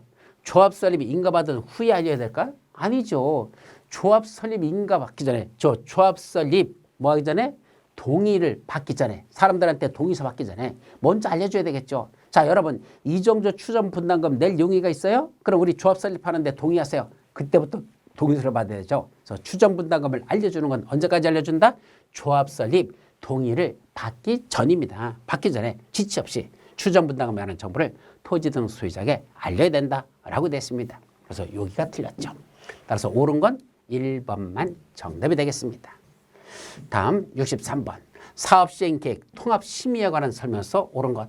이게 무슨 말이냐면 사업시행계획서에서 자 여러 가지가 있겠죠. 근데 그때 심의를 거쳐야 되는 거 그때 도시계획의 심의 같은 거 거칠 때 심의를 따로따로 거치는 게 아니라 한꺼번에 다 갖다 놓고 이걸 통합적으로 같이 한꺼번에 심의하자라는 내용들이 있다는 얘기죠. 어떤 것들을 심의할 때는 한꺼번에 같이 함으로써 시간을 절약하자 이 뜻입니다. 통합심의인데 글쎄요. 이것도 30년 만에 처음 한 번 난 거니까 보도록 하죠. 경관법에 따른 경관심의는 통합심의 대상이 아니다.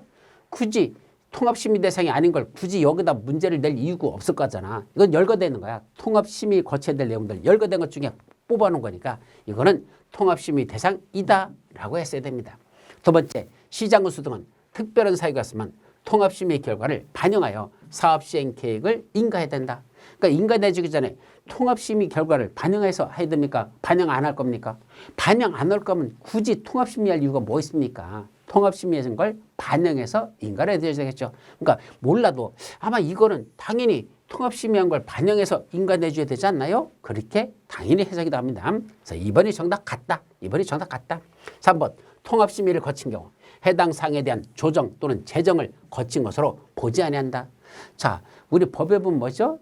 이러이러한 걸 하면 다른 법에 따른 이러이러한 것들을 받은 것으로 본다. 거친 것으로 본다. 뭐 이런 것도 수두룩했었잖아. 그러니까 잘 모르면 아마 통합심의를 거치면 그 조정, 제정 등을 거친 것으로 본다. 보지 아니할 걸 굳이 쓸 필요는 없잖아. 그러니까 거친 것으로 본다라고 했을 것 같다. 넘어가자. 또 통합심의위원회 위원장, 위원 중에서 호선한다. 위원장을 누가 뽑든지 어떻게 하든지 우리가 왜 이런 걸 외워야 돼. 4번 같은 건 몰라도 돼. 그런데 위원장은 위원 중에서 호선하는 게 아니라 누가 정비구역 지정권자가 임명합니다. 정비구역 지정권자가 임명한다 이건데 이런 걸 굳이 뭐 위원장을 어떤 새끼가 뽑든 말든 우리가 왜 이걸 애웁니까? 하여튼 이렇게 돼 있어요. 그래서 정비구역 지정권자가 임명한다고 되는데 이건 그러네 하고 넘어가고 크게 의미 없는 거고. 또 사업시행자는 통합심의를 신청할 수 없다? 시행자도 이것 좀 통합심의 좀 해주세요. 저 힘들어 죽겠어요. 이것 좀 통합심의 해주세요. 라고 신청할 수 있다고 보는 게 맞겠죠. 없다부터는 당연히 할 수 있다라고 봐야 되겠죠. 그래서 옳은 건 2번만 놓고 나머지는 다 틀린 내용이 됩니다. 자, 저것도 개떡 같은 문제고. 자, 64번. 여기 도시 및 중앙정비법령상 이거 업자가 빠졌어요. 이거 사업자가 들어가야 되는데 여기 업자가 빠져 있다. 정비법상 사업시행자라고 했었는데 어디 있어요? 제가 표시를 해둬야 또 나중에 고칠 수 있어요. 사업시행자가 이거 시험 그날 출제되고 그래서 바로 여기서 타이핑을 쳐서 저한테 보내준 거거든요. 그래서 그중에 일부가 수정이 좀 안 된 부분도 있었어. 어제 급하게 이거 단 몇 시간 만이야? 하루도 안 돼가지고선 해석까지 올리고 뭐 이 문제 다시 다 이거 정리하고 하다 보니까 일부 급하게 하느라고 수정이 안 된 부분이 있었는데 하여튼 이런 것들은 여러분들 잠시 이해해 주시고요. 그래서 존반 토지 등 했을 때 그 시장군수 등 했을 때 이거 붙여쓰기 해야 되고 그래서 일부 고쳐지지 않은 부분이 있던 것도 여러분들 말씀드립니다. 잠깐 수정하면서 좀 나가자. 자, 64번. 그러면 사업시행자가 관리처분계획 인가 고시된 다음 날부터 며칠 내 90일 내에 손실보상 협의를 하여야 하는 토지 등 소유자를 모두 고른 것. 이게 무슨 말이죠? 자, 첫째, 분양 신청을 하지 아니한 자, 했다가 중간에 그걸 처리한 자들 또는 분양돼서 제외되는 자들 등등 있었잖아요. 이분들은 뭐 하는 수밖에 없죠? 떠나 보내야 되죠. 그럼 그분들에게 언제부터 요거 관리처분계획 인가 고시가 된 다음 날부터 며칠 내 90일 내에 손실보상에 관한 협의를 맞춰야 되는 겁니다. 협의를 해야 된다라고 됐죠.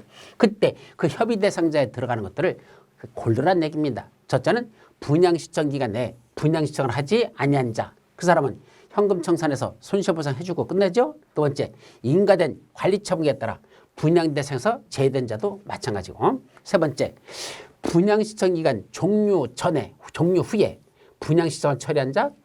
분양신청 기간 종료된 후에 처리한 게 아니라 분양신청 기간 내에 그걸 처리한 자만 손실보상해 줍니다. 그래서 분양신청 기간 종료 전이나 분양신청 기간 내에 분양신청을 처리한 자들 그분들만 어떤 손실보상 협의 대상자가 되죠. 따라서 디귿은 빼고 기역, 니은만 손실보상 대상자가 되는 겁니다. 이것도 틀렸다. 정답은 2번이 정답이다. 그런 얘기입니다. 다음 65번. 이제 주택법으로 내려갑니다. 주택법령상 기가인설에 해당하지 않는 거. 우리 기가인설에는 뭐만 있었죠? 자, 도로, 상하수도, 전기, 가스, 통신, 지역 난방시설. 도로, 상하수도, 전기, 가스, 통신, 지역 난방시설. 그렇게 외워야 되죠. 그럼 도로, 상하수도, 전기, 가스, 통신, 지역 난방시설. 그러니까 남는 건 어린이 놀이터. 어린이 놀이터는 뭐였었죠? 복리시설에 들어가죠. 그건 복리시설에 어린이 놀이터가 들어간다. 복리시설이야. 다음 66번으로 내려갑니다. 사업계획, 승인 등에 관한 설명서 틀린 건 자, 첫째, 승인받은 사업계획 중 공공시설 설치계획에 변경이 필요한 경우에는 사업계획 승인권자로부터 변경 승인을 받지 않아도 된다. 저는요, 만약에 이거 시험 문제 났다면 1번도 뭐한 것으로 보다 맞는 문장으로 볼 겁니다. 그때는 왜? 뭔지 열거된 변경은 무슨 변경이라고 그랬죠? 경면변경이라고 했었잖아. 그래서 경면변경은 다시 승인받지 않아도 된다. 그러니까 이건 저는 맞았다고 했을 거란 얘기입니다. 그래서 틀린 것 아니다. 이건 맞았다고 했을 거라는 거죠. 일단 맞았다고 해놓고 봐봐. 왜? 이전까지 시험 문제 났던 게 그런 유형이었거든. 80%죠. 변경하는데 열거된 변경은 경면 변경. 그건 변경 승인 받지 않아도 된다. 그래서 열거된 변경이니까 이렇게 열거된 것들은 경면 변경은 변경 승인 받지 않는다. 이렇게 일단 풀었을 거야. 자, 두 번째. 주택건설 사업 계획에는 부대시설 및 복리시설 설치에 관한 계획 등이 포함되어야 된다. 이거는요. 다른 기초 우리가 풀었던 기출문제에서도 이건 2번 나왔던 거야. 이게 3번째 나온 거야 이제. 그러니까 이건 기출문제를 풀었다면 아 이거는 포함되어야 한다. 맞는 문장이라는 걸 알 수 있고 또 하나가 이러이러한 계획에는 이러이러한 내용이 포함된다. 80%가 맞는 확률이 높다 그랬었죠. 그래서 이건 잘 몰라도 이런 게 포함된다면 일단 맞는 문장으로 보시면 됩니다. 근데 세 번째, 주택건설 사업을 시행하는 자는 전체 세대수가 600세대 이상인 주택단지를 뭐 할 수 있다? 공구별로 분할해서 주택을 건설급할 수 있죠. 주택단지 세대수가 몇 세대일 때? 600세대 이상이면 공구별로 분할해서 300세대, 300세대 분할해서 할 수 있죠. 그건 당연히 맞는 거. 또 주택건설 사업계획의 승인을 받으려면 사업계획 승인 받으려면 토지주택공사 등은 해당 주택건설대지의 소유권을 확보하지 않아도 된다.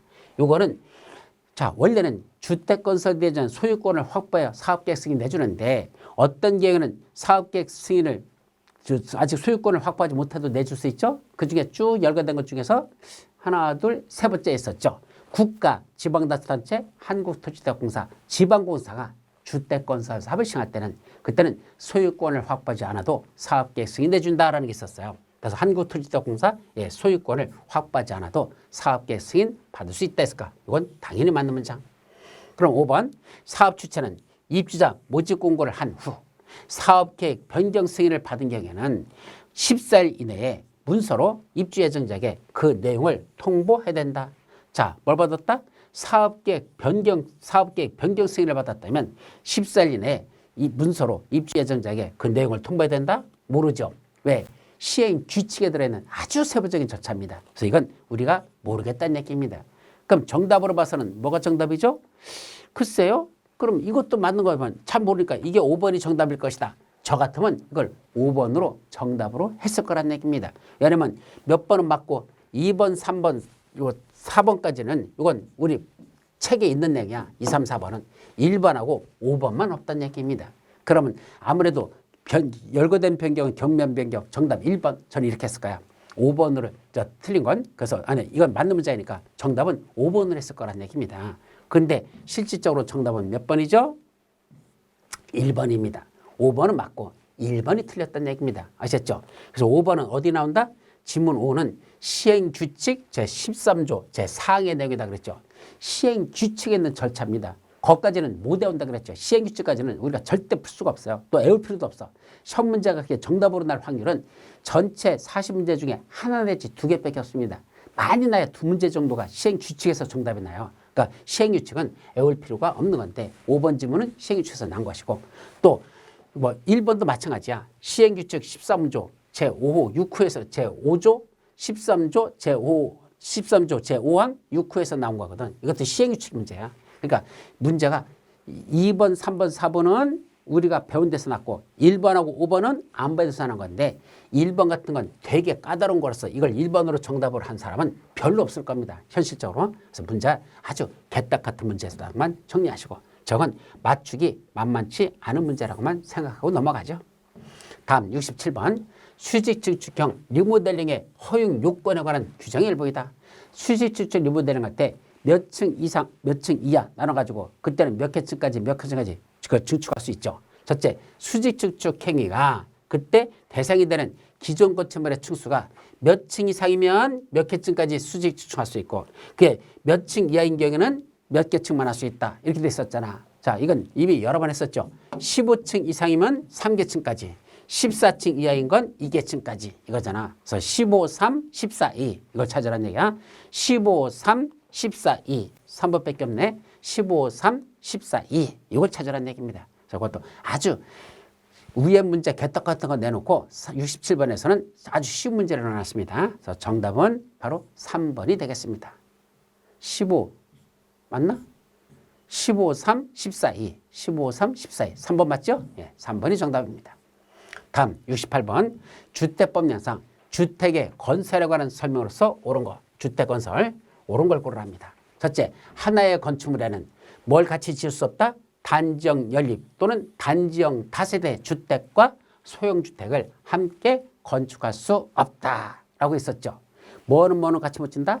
단지형 연립 또는 단지형 다세대주택과 그리고 소형주택은 함께 건축할 수가 없다 그랬으니까 이게 옳은 정답이죠. 우리 책에서 있고 여러 번 설명했던 거야. 2번 국토교통부장이 적정한 주택 수급을 위하여 필요하다고 인정하는 경우에는 고용자가 건설하는 주택에 대해서는 국민주택 규모로 건설하게 할 수 있는데 그 비율은 최대 얼마까지죠?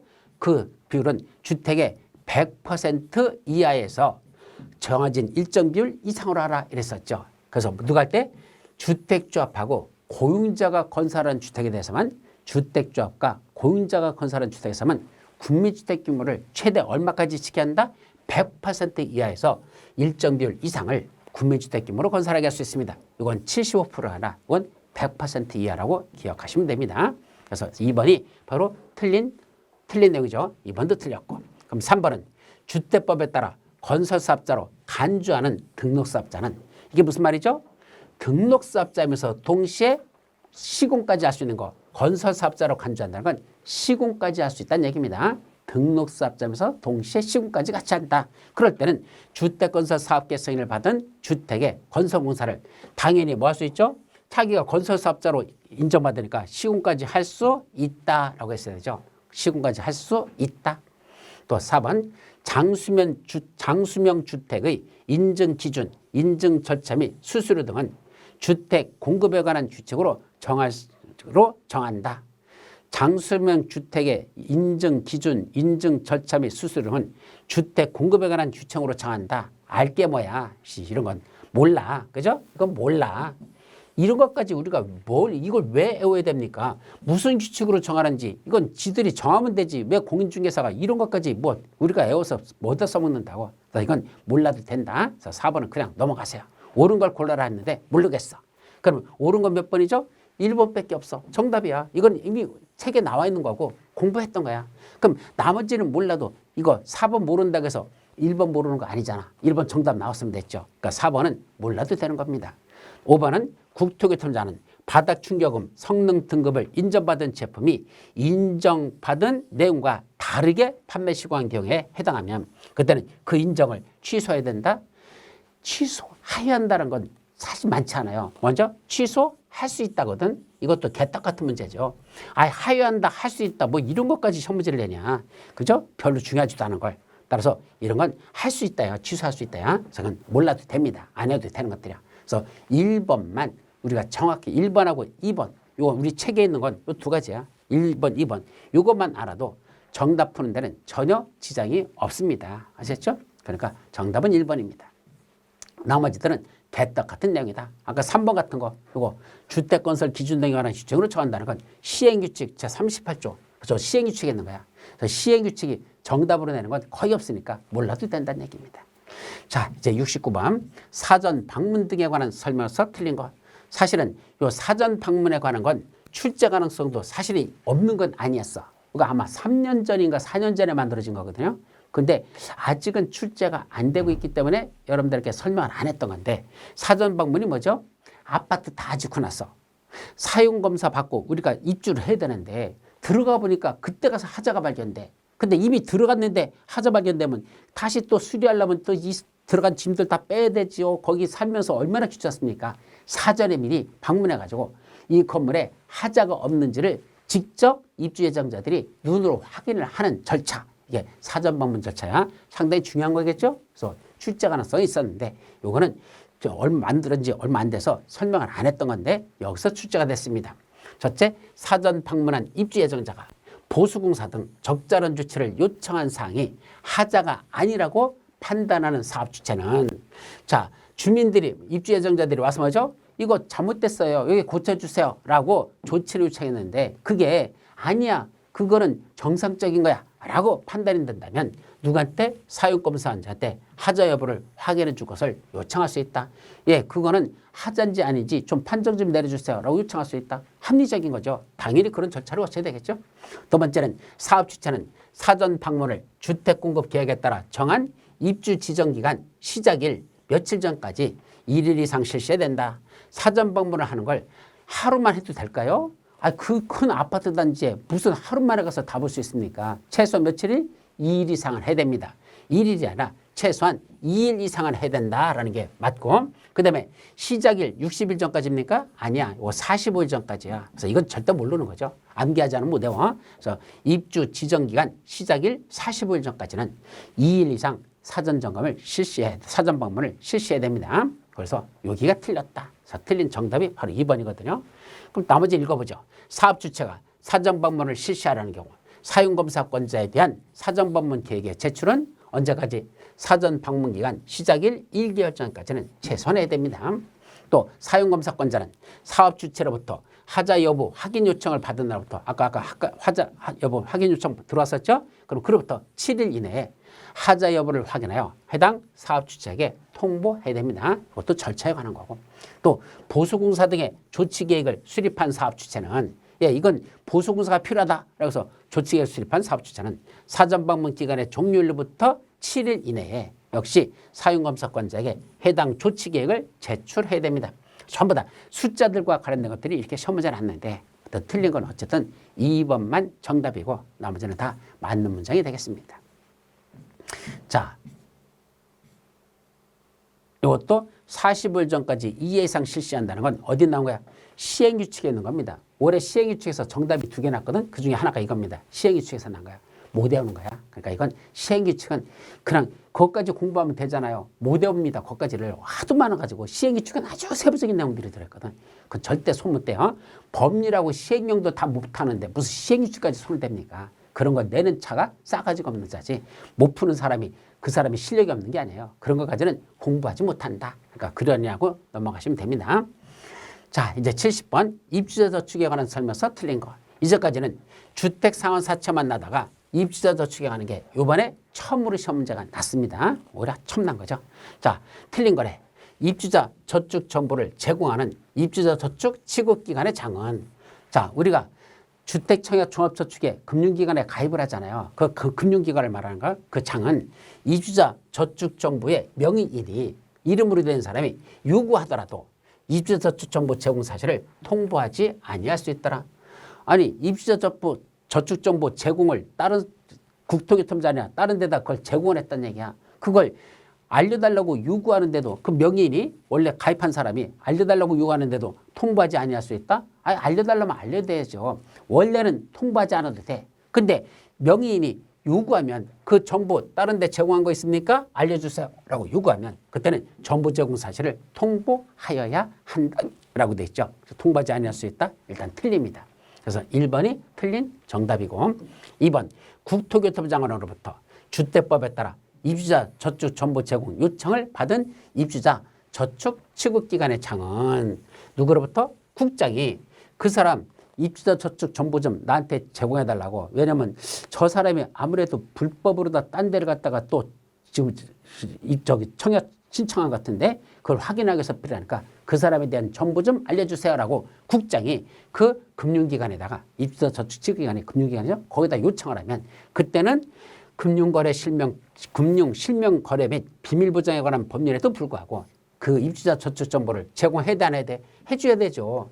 그 사람이 불법을 저질렀는지 그걸 확인하려고 정보 제공을 요청했는데 그것도 안 보여줘요 하면은 불법을 갖다 눈 감아주라는 얘기야? 확인하는 절차가 필요할 때는 당연히 그 정보를 제공하여야 합니다.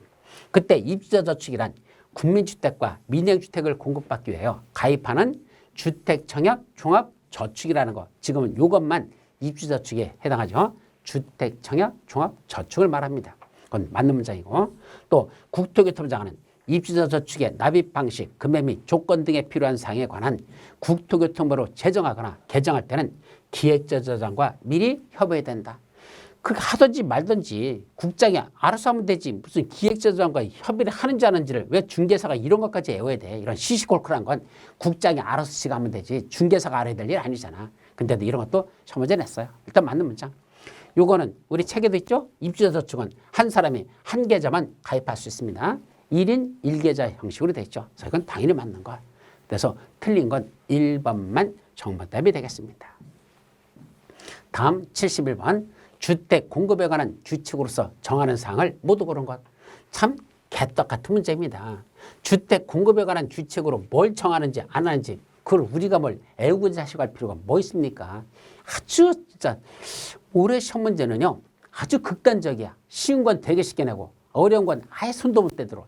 이러면 변별력이라는 게 없어집니다. 변별력이라는 건 공부 많이 한 사람은 쉽게 풀고 안 한 사람은 못 푸는 문제를 했는데 이런 문제는 변별력이 없는 문제가 돼버려요. 그래서 이건 좀 문제가 있죠. 어쨌든 주택 공급에 관한 규칙 했으니까 뭐가 들어갈까? 주택 공급에 관한 거 당연히 들어갈 것이고 견본주택의 건축 기준에 관한 것도 들어가고 입주자 자격 제한하는 것도 들어갑니다. 근데 분양가격 산정 방식은 주택 공급에 관한 규칙에 들어가지 않는답니다. 나도 몰라요. 못 외워요. 그래서 이건 공동주택 분양가격 산정 등에 관한 규정 규칙인가? 뭐 있어요. 자, 원래 명칭이 뭐더라? 공동주택 분양가격 산정 등에 관한 규칙이요. 어디 있어? 있네. 공동주택 분양가격 산정 등에 관한 규칙. 거기서 요 뭐에 관한 거? 이거 분양가격 산정 방식 등에 관한 건 어디에 써 있던다? 그건 공동주택 분양가격 산정 등에 관한 규칙으로 정한다라고 됐습니다. 이걸 시험 문제에 낸 거예요. 어디 있는 거? 시행규칙 제23조에 있는 겁니다.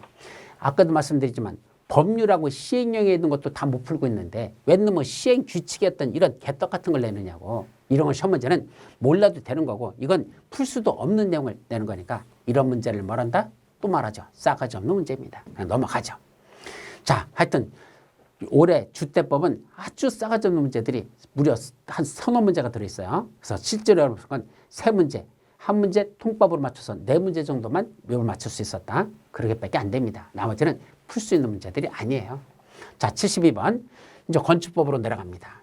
건축물의 대수선에 해당하지 않는 것. 우리 대수선에 몇 가지가 있었죠? 8가지. 내기, 보지, 주방, 경마 해놓고 내력벽을 증설 또는 해체하거나 그 벽면적을 30제곱미터 이상 수선병해야 하는 거. 기둥, 보, 지붕틀은 증설 또는 해체하거나 3개 이상 수선병해야 하는 것. 그런 게 대수선이죠. 그럼 기둥, 포, 지붕틀은 몇 개 이상? 3개 이상 수선할 때만 대수선이니까 수선 변경할 때는 3개 이상이야. 그래서 2개만 변경하는 건 이건 대수선이 아니란 얘기입니다. 정답은 1번이죠. 그럼 3개 수선 변경하는 기둥은 대수선이고 내력벽은 그 벽면적을 30m 이상 수선 변경할 땐 대수선이고 또 특별 필요한 계단은 하늘에도 증설, 해체, 수선 변경하면 그것도 대수선이니까 그냥 변경도 대수선이고 또 다가구 다세대 주택에 가구와 세대당 경계벽을 하는 걸 이건 증설, 해체, 수선, 변경 다 대수선이니까 이것도 대수선입니다. 따라서 대수선이 아닌 건 2개만 보를 변경하는 건 대수선이 아니다. 정답은 1번이죠.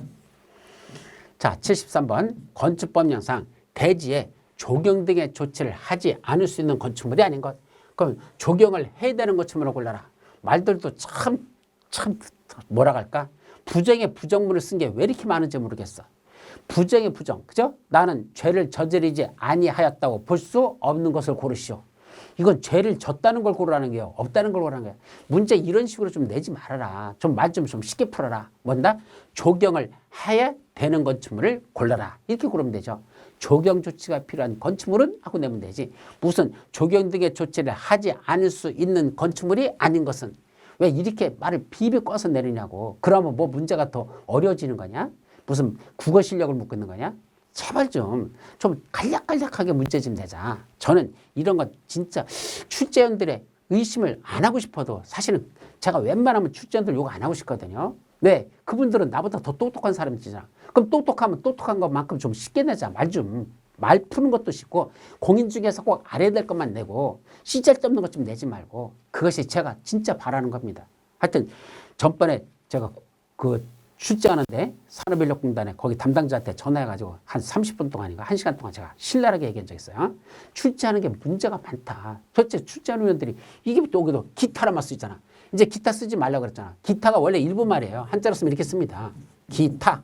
여기 일본말이거든요. 지금은 그 밖의 또는 그 밖에라고 이렇게 다 현재 법이 고치고 있는데 왜 출제하는 자들은 아직도 기타란 말을 써서 이따위로 내느냐고. 이제 빼버려야지 이런 건. 아셨죠? 그러니까 제가 조금 사실은 문제를 풀 때 보면 짜증이 참 많이 나요.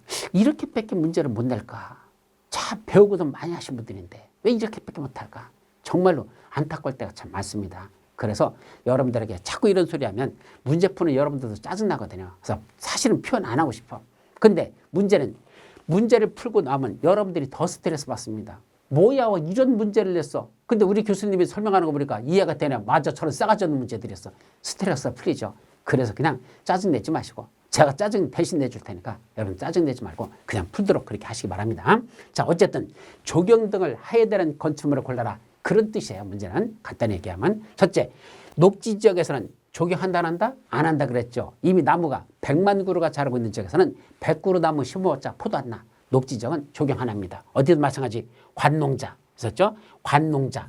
다만 관농자 지역은 1000만 그루가 자라고 있으니까 조경 안 해도 돼. 단 관농자 지역에 뭐가 지정돼 있다? 지구 다니기 했고요. 거긴 개발하는 지역이고 까문게 하는 지역이니까 거기는 조경해야 한다. 그래서 지구 다니기로 지정된 지역이 아니라 그러니까 지구 다니기에서는 조경해야 되고 아닌 관농자 지역은 조경 안 해도 됩니다. 그래서 녹지 지역 조경 안 한다. 관농자 지역 조경 안 한다. 그다음에 공장. 세 가지 공장에서는 조경하지 않죠. 첫째, 대지 면적 5,000제곱미터 미만인 공장. 건축물 연면적 합계 1,500제곱미터 미만인 공장. 세 번째, 산업지적 활성화 및 공장 설립에 관한 법률에 따른 산업단지 안에 있는 공장. 세 가지는 조경 안 한다. 따라서 5,000제곱미터 미만이 대지했으니까 4,000제곱미터인 대지 조경 안 합니다. 또 건축물의 연면적 합계는 1,500제곱미터 미만이니까 1,000제곱미터밖에 안 된다? 1,500 미만이죠? 조경하지 않습니다. 이런 공장도 다 조경하지 않습니다. 그럼 마지막 연면적 합계가 1,500제곱미터인 물류시설 원래는 조경하지 않습니다. 연면적 합계가 1,500제곱미터 미만인 1,500제곱미터 이하면 돼. 미만이어야 돼. 미만이니까 1,500이 안 돼야 됩니다. 미만인 물류에서는 원래 조경하지 않습니다. 1,500제곱미터 미만이야. 그런데 무슨 지역에서는 주거지역과 상업지역에서는 조경을 해야 됩니다. 근데 여기 주거지역이라고 했잖아. 그래서 주거지역과 상업지역에서는 아무리 작은 물류시설이라 하더라도 규모가 작다 하더라도 조경하여야 한다는 얘기입니다. 따라서 1,500도 미만도 아닌 1,500제곱미터면 주거지역이 아니래도 조경해야 되는 거야. 1,500제곱미터 미만인 지역만 조경 안 하니까. 근데 더더군다나 주거지역, 상업지역 규모와 관계없이 무조건 조경하여야 하는 지역입니다. 따라서 5번이 조경해야 되는 지역에 해당한다라는 뜻이죠. 정답은 5번. 다음 74번 공개공지 등에 관한 설명으로서 옳은 것. 자, 공개공지 등에 관한 거 이것도 시험 문제 났죠. 첫째, 노후 산업단지 정비가 필요하다고 인정되어 지정 공고된 지역. 여기도 공개공지를 설치하여야 합니다.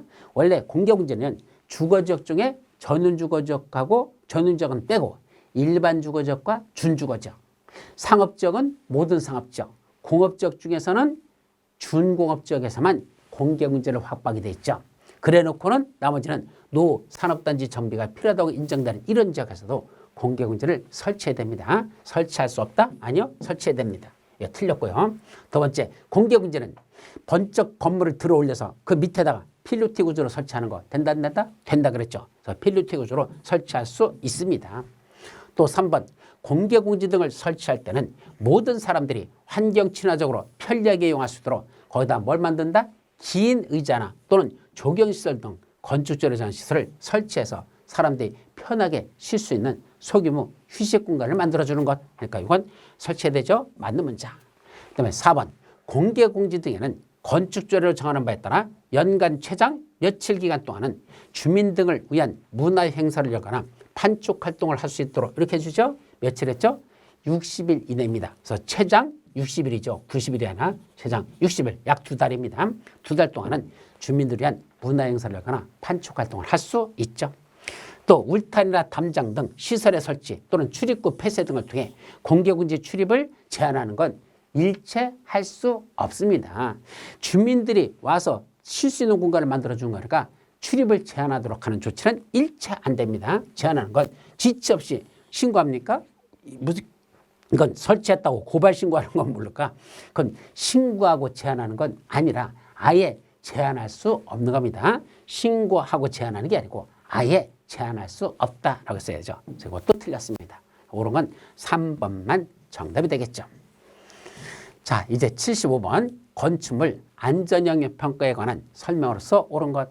우리 교재에도 안전영역 평가에 관한 게 일부는 들어있어요. 근데 이렇게 자세하게는 써놓지 않았죠. 왜냐하면 안전영역 평가 기관이 지들이 알아서 안전영역 평가하는 거지 우리는 이런 건축물은 안전영역 평가 대상입니다까지만 기억하면 되는데 조금 더 세부적인 것까지 시험 문제가 났어요.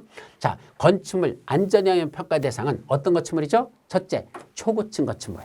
이 초고층 건축물에 대해서는 그 건축물의 안전영역 평가를 하라 그랬습니다. 다만 초고층 건축물이 아닌 건 자, 두 가지죠. 첫째, 연면적이 10만 제곱미터 이상 되는 건축물이어야 돼. 연면적이 합계하면 안 돼요. 연면적이 10만 제곱미터 이상 되는 건축물로서 16층 이상 되는 건축물도 그것도 초고층이 아니라 하더라도 그것도 건축물 안전영역 평가 대상에 속한다. 그럼 안전영역 평가는 언제 해야 되죠? 건축허가 이후에 지체 없이 안전영역 평가를 실시합니까? 아니야. 허가 받은 후에 하는 게 아니라 건축허가를 신청하기 전에 먼저 안전영역 평가부터 합니다. 그래서 안전영역 평가 받아놓고 그 다음에 건축허가를 받아야 된다. 이 말이야. 그래서 그 건축허가 이후가 아니라 건축허가를 받기 전에 안전영역 평가를 실시한다. 두 번째, 안전영역 평가 기관은 안전영역 평가를 의뢰받은 날부터 며칠 내 30일 이내에 안전영역 평가 결과를 허가권자한테 제출하도록 됐어요.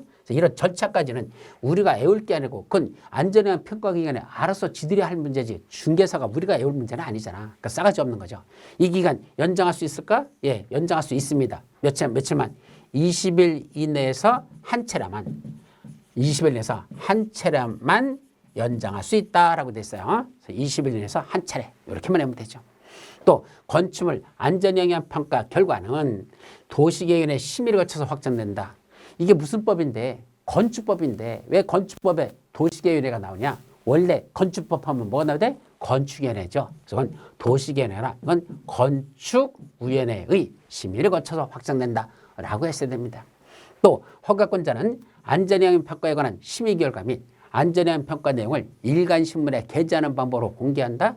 굳이 일간신문에 공개할 필요는 없겠죠. 왜? 모든 사람이 다 알아라. 그럴 필요는 없잖아.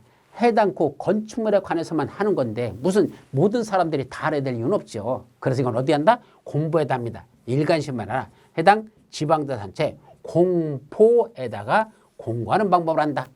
공보에 게재하는 공고하는 방법을 하게 됐습니다. 또 안전영역 평가를 실시해야 되는 건축물이 다른 법률에 따라 구조안전과 인접대지의 안전에 미치는 영향을 평가받는 경우에는 그 받은 거는 다시 안전영역 평가 해당 항목은 뭐한다? 따로 안 받을 때 이미 다른 법률에 따라서 그 받은 것 부분에 대해서는 이 법에서도 뭐한 걸 본다? 받은 것으로 본다 이렇게 되기 때문에 그건 별도로 평가받은 거로 보기 때문에 받을 필요가 없다는 얘기입니다. 그래서 이건 뭐죠? 맞는 문장으로 봐야 됩니다. 따라서 이 중에 전체적으로 맞는 건 몇 번밖에 없다? 5번밖에 없어요. 근데 상당히 어려운 문제죠. 사실은 정답은 5번입니다. 다음 건축법에서 꼭 시험 문제 나는 거 건축허가 제한 등에 관한 내용이 시험 문제 아주 잘 났죠. 건축허가 등의 제한 두 가지가 있었죠. 첫째는 국토교통부장이 허가권자들의 허가를 건축허가나 또는 착공을 제한할 수 있고 특광도지사가 밑에 있는 허가권자인 시장군수구청장들의 허가나 착공을 제한할 수 있다. 크게 둘로 나눠지죠. 그중에 자, 특광도지사, 도지사도 두 가지죠. 지역계획 또는 도시군계획이야. 지역계획이나 또는 도시계획에서 필요하다고 인정하면 허가받은 건축물의 착공을 제한할 수 있었죠. 그래서 지역계획에 특히 필요하다고 인정하면 제한할 수 있어요. 없다, 틀렸고. 두 번째, 시장군수구청장이 건축허가를 제한하려면 여기서부터 건축허가 제한권자가 시장군수구청장이 있었나요? 없어요. 누가죠? 특광도지사가 시장군수구청장 걸 제한할 수는 있어. 근데 시장군수구청장이 제한하는 건 없습니다. 따라서 특광도지사가 건축허가를 제한할 때는 그 주민들의 의견을 청취한 후 도시개헌의 심의를 거쳐야 된다. 이때 중요한 건 자, 먼저 시장군수구청장이 아니라 제한권자는 두 사람이죠. 국장 아니면 특광도지사. 국장 아니면 특광도지사라고 했어야 되고 그 자들이 건축허가를 제한할 때는 먼저 주민들의 의견을 청취하는 건 맞아요. 근데 그 다음 거 도시개헌의 심의 거칩니까? 건축허가와 관련된 건데 왜 또 도시개헌의 심의가 납니까? 어디죠? 건축위원회 심의죠. 그래서 그건 두 군데가 틀린 거야. 그래서 건축위원회 심의도 거쳐야 됩니다. 자, 세 번째, 건축허가를 제한하는 경우 제한기간은 원칙 2년이 내고 1회 하나요. 1년 이내에서 연장 제한할 수 있었죠. 그래서 그건 맞는 정답이 되겠습니다. 따라서 다른 것들 모르더라도 제한기간만 정확하게 알고 있다면 정답 3번이라는 걸 풀 수 있습니다. 4번, 건축허가를 제한하는 경우 국토교통부는 제한 목적, 기간 등을 상세하게 정하여 지체 없이 공고한다. 자, 제한권자가 만약 국장이라면 국장은 그 제한한 내용을 지가 제한한 내용 있죠. 그걸 누구한테 내려보낸다? 허가권자들한테 내려보냅니다. 특시특도 시장군수구청장한테 내려보내죠. 그러면 그걸 받은 특시특도 시장군수구청장, 예외적으로 특별시장, 광역시장 이 자들은 그걸 지들이 뭐 한다? 공고하는 겁니다.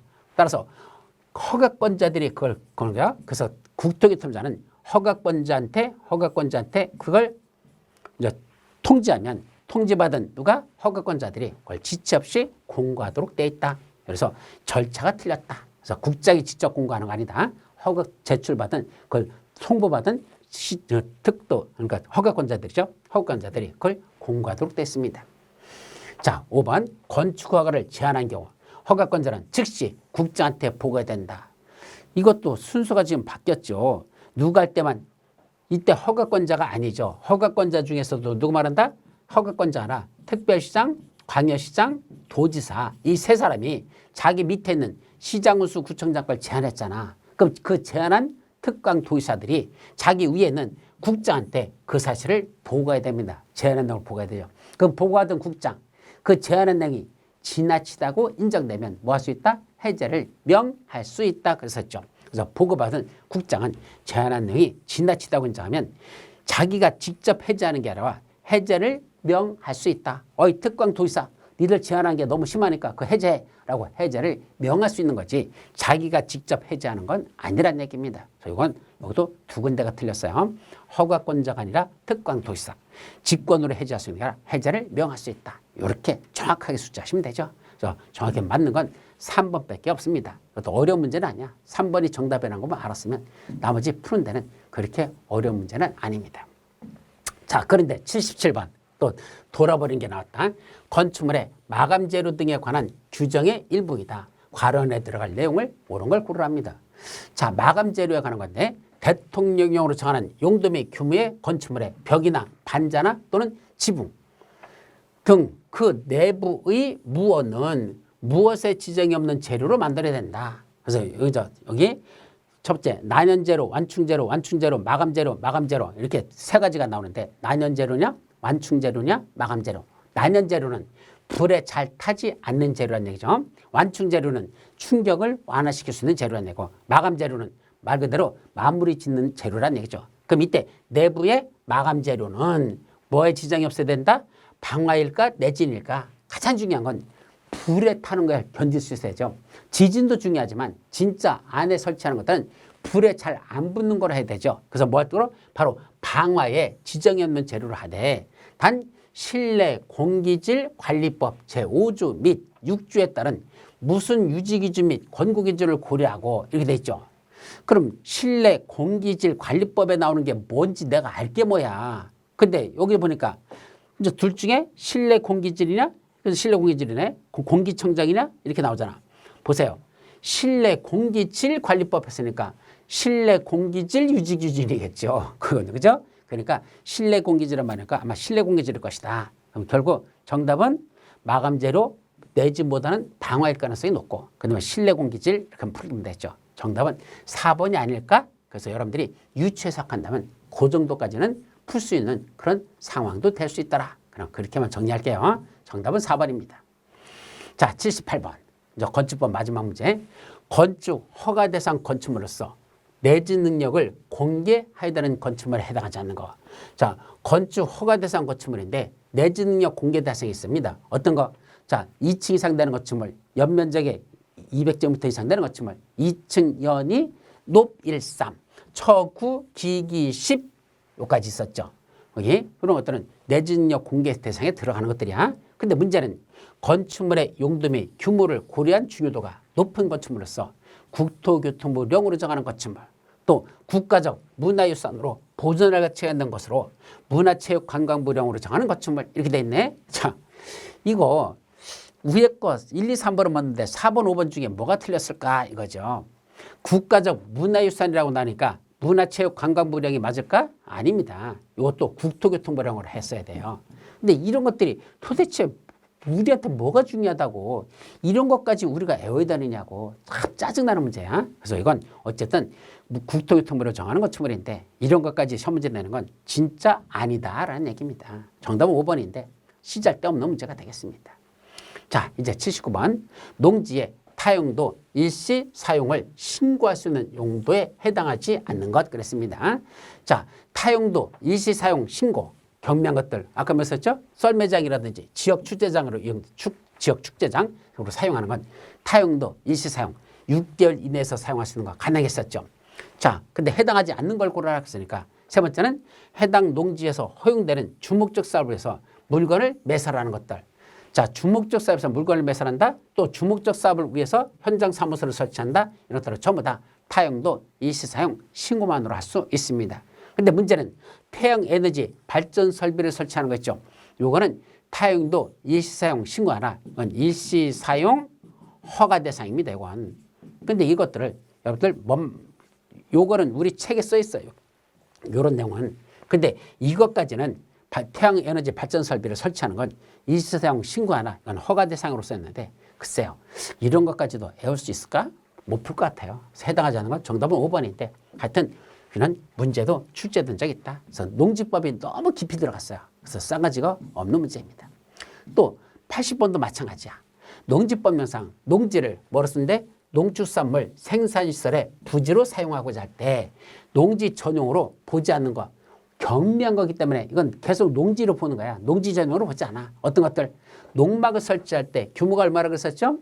했었는데 20제곱미터 연면적 20제곱미터 이하밖에 안 되는 작은 농막. 그러니까 6평이라고 그랬죠. 6평이 20제곱미터 이하가 되는 거야. 그런 농막은 그 설치한 땅은 농지 전용으로 보지 않습니다. 그 땅은 계속 농지로 보는 겁니다. 또 간이 저온 저장고, 저온 저장고 뭐죠? 온도를 낮추는 거죠. 그 낮게. 그러니까 땅 같은 데를 파거나 그러면 그 속을 선을 하잖아요. 바로 그런 것들. 굴 같은 거 파는 거, 굴 파게 하는 거. 또는 간이 액비 저장조. 이거 뭐죠? 바로 비료. 액비 저장 그러니까 액체 비료니까 뭐죠? 바로 인분. 우리 몸에서 나가는 것 대신 가장 좋은 비료잖아요. 그죠? 천연 비료잖아. 그 천연 비료, 그 저장하는 거. 한마디로 똥숟간이라고도 표현해요. 바로 간이 액비 저장고. 규모가 얼마 되는 거? 200톤 이하인 거. 그 다음에 간이 저온 저장고는 33제곱미터 이하 되는 것. 그래서 요거는 30이 아니라 20제곱미터 이하인 농막만 그거는 농지 전용으로 보지 않습니다. 따라서 기억만 틀렸고 니은틱은 맞아요. 33제곱미터 이하 되는 거, 200톤 이하 되는 이렇게 돼 있으니까. 그래서 이건 애울 수 있는 문제가 아니다. 이것도 시행 규칙에서 나온 거거든. 그래서 니은틱이 정답인데 이것도 해서 볼까요? 어디서 났다고 그랬죠?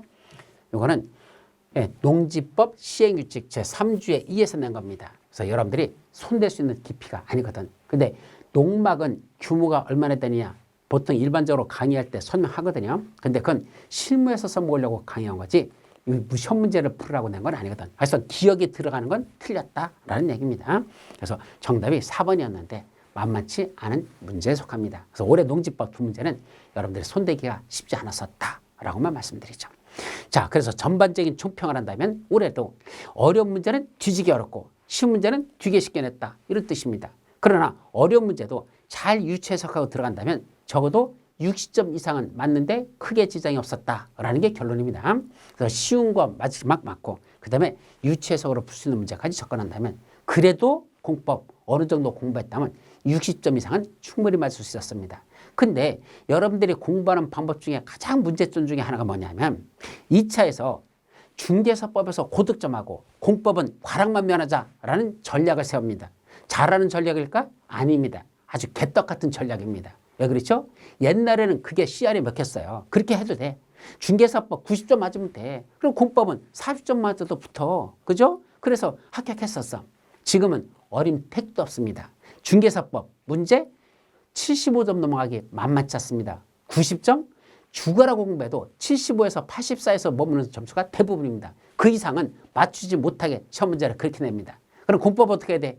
40점만 맞으면 돼? 안 됩니다. 공법도 60점은 맞아야 그래도 2차 안정권에 들어가지 50점만 맞아도 중개사법 75점만 더 놓고 공법 50점 맞으면 합격할 수 있을까? 간드랑 안 들어갑니다. 한두 개 차에서 왔다 갔다 합니다. 도박하는 겁니다. 따라서 중개사법 아무리 공부해도 80점 넘어가는 거 쉽지 않다라는 거 최근에 출제 경향 그렇다는 걸 명심하시고 지금 가장 좋은 방법은 전 과목을 골고루 공부하는 겁니다. 그게 최선이지 어떤 특정 과목을 전략 과목으로 삼고 하나는 과락 면하는 과목으로 삼았다. 그거 과락 갔다가는 끝나는 거고 과락을 면했다 하더라도 위에 전략 과목이 점수를 따지 못해서 결국 한두 개 차로 떨어지는 경우가 수두룩하게 발생합니다. 그건 최근의 시험 문제 경향이 그렇다는 걸 여러분들이 아시고 옛날에 있던 출제 방향 생각하고 그런 이상한 전략 세웠다가는 대피 보고 만다는 걸 명심하시기 바랍니다. 아셨죠? 그래서 전 과목 2차는 골고루 4개 과목을 골고루 공부해야 되지 어떤 것만 특정 과목을 세워놓고 나머지는 과락만 면하자 안 된다는 거 아셨죠? 전체 과목을 골고루 하려고 하는 걸 꼭 명심하시기 바랍니다. 자, 여기까지 말씀드리면서 해설 마치도록 하죠. 여러분 대단히 수고하셨습니다.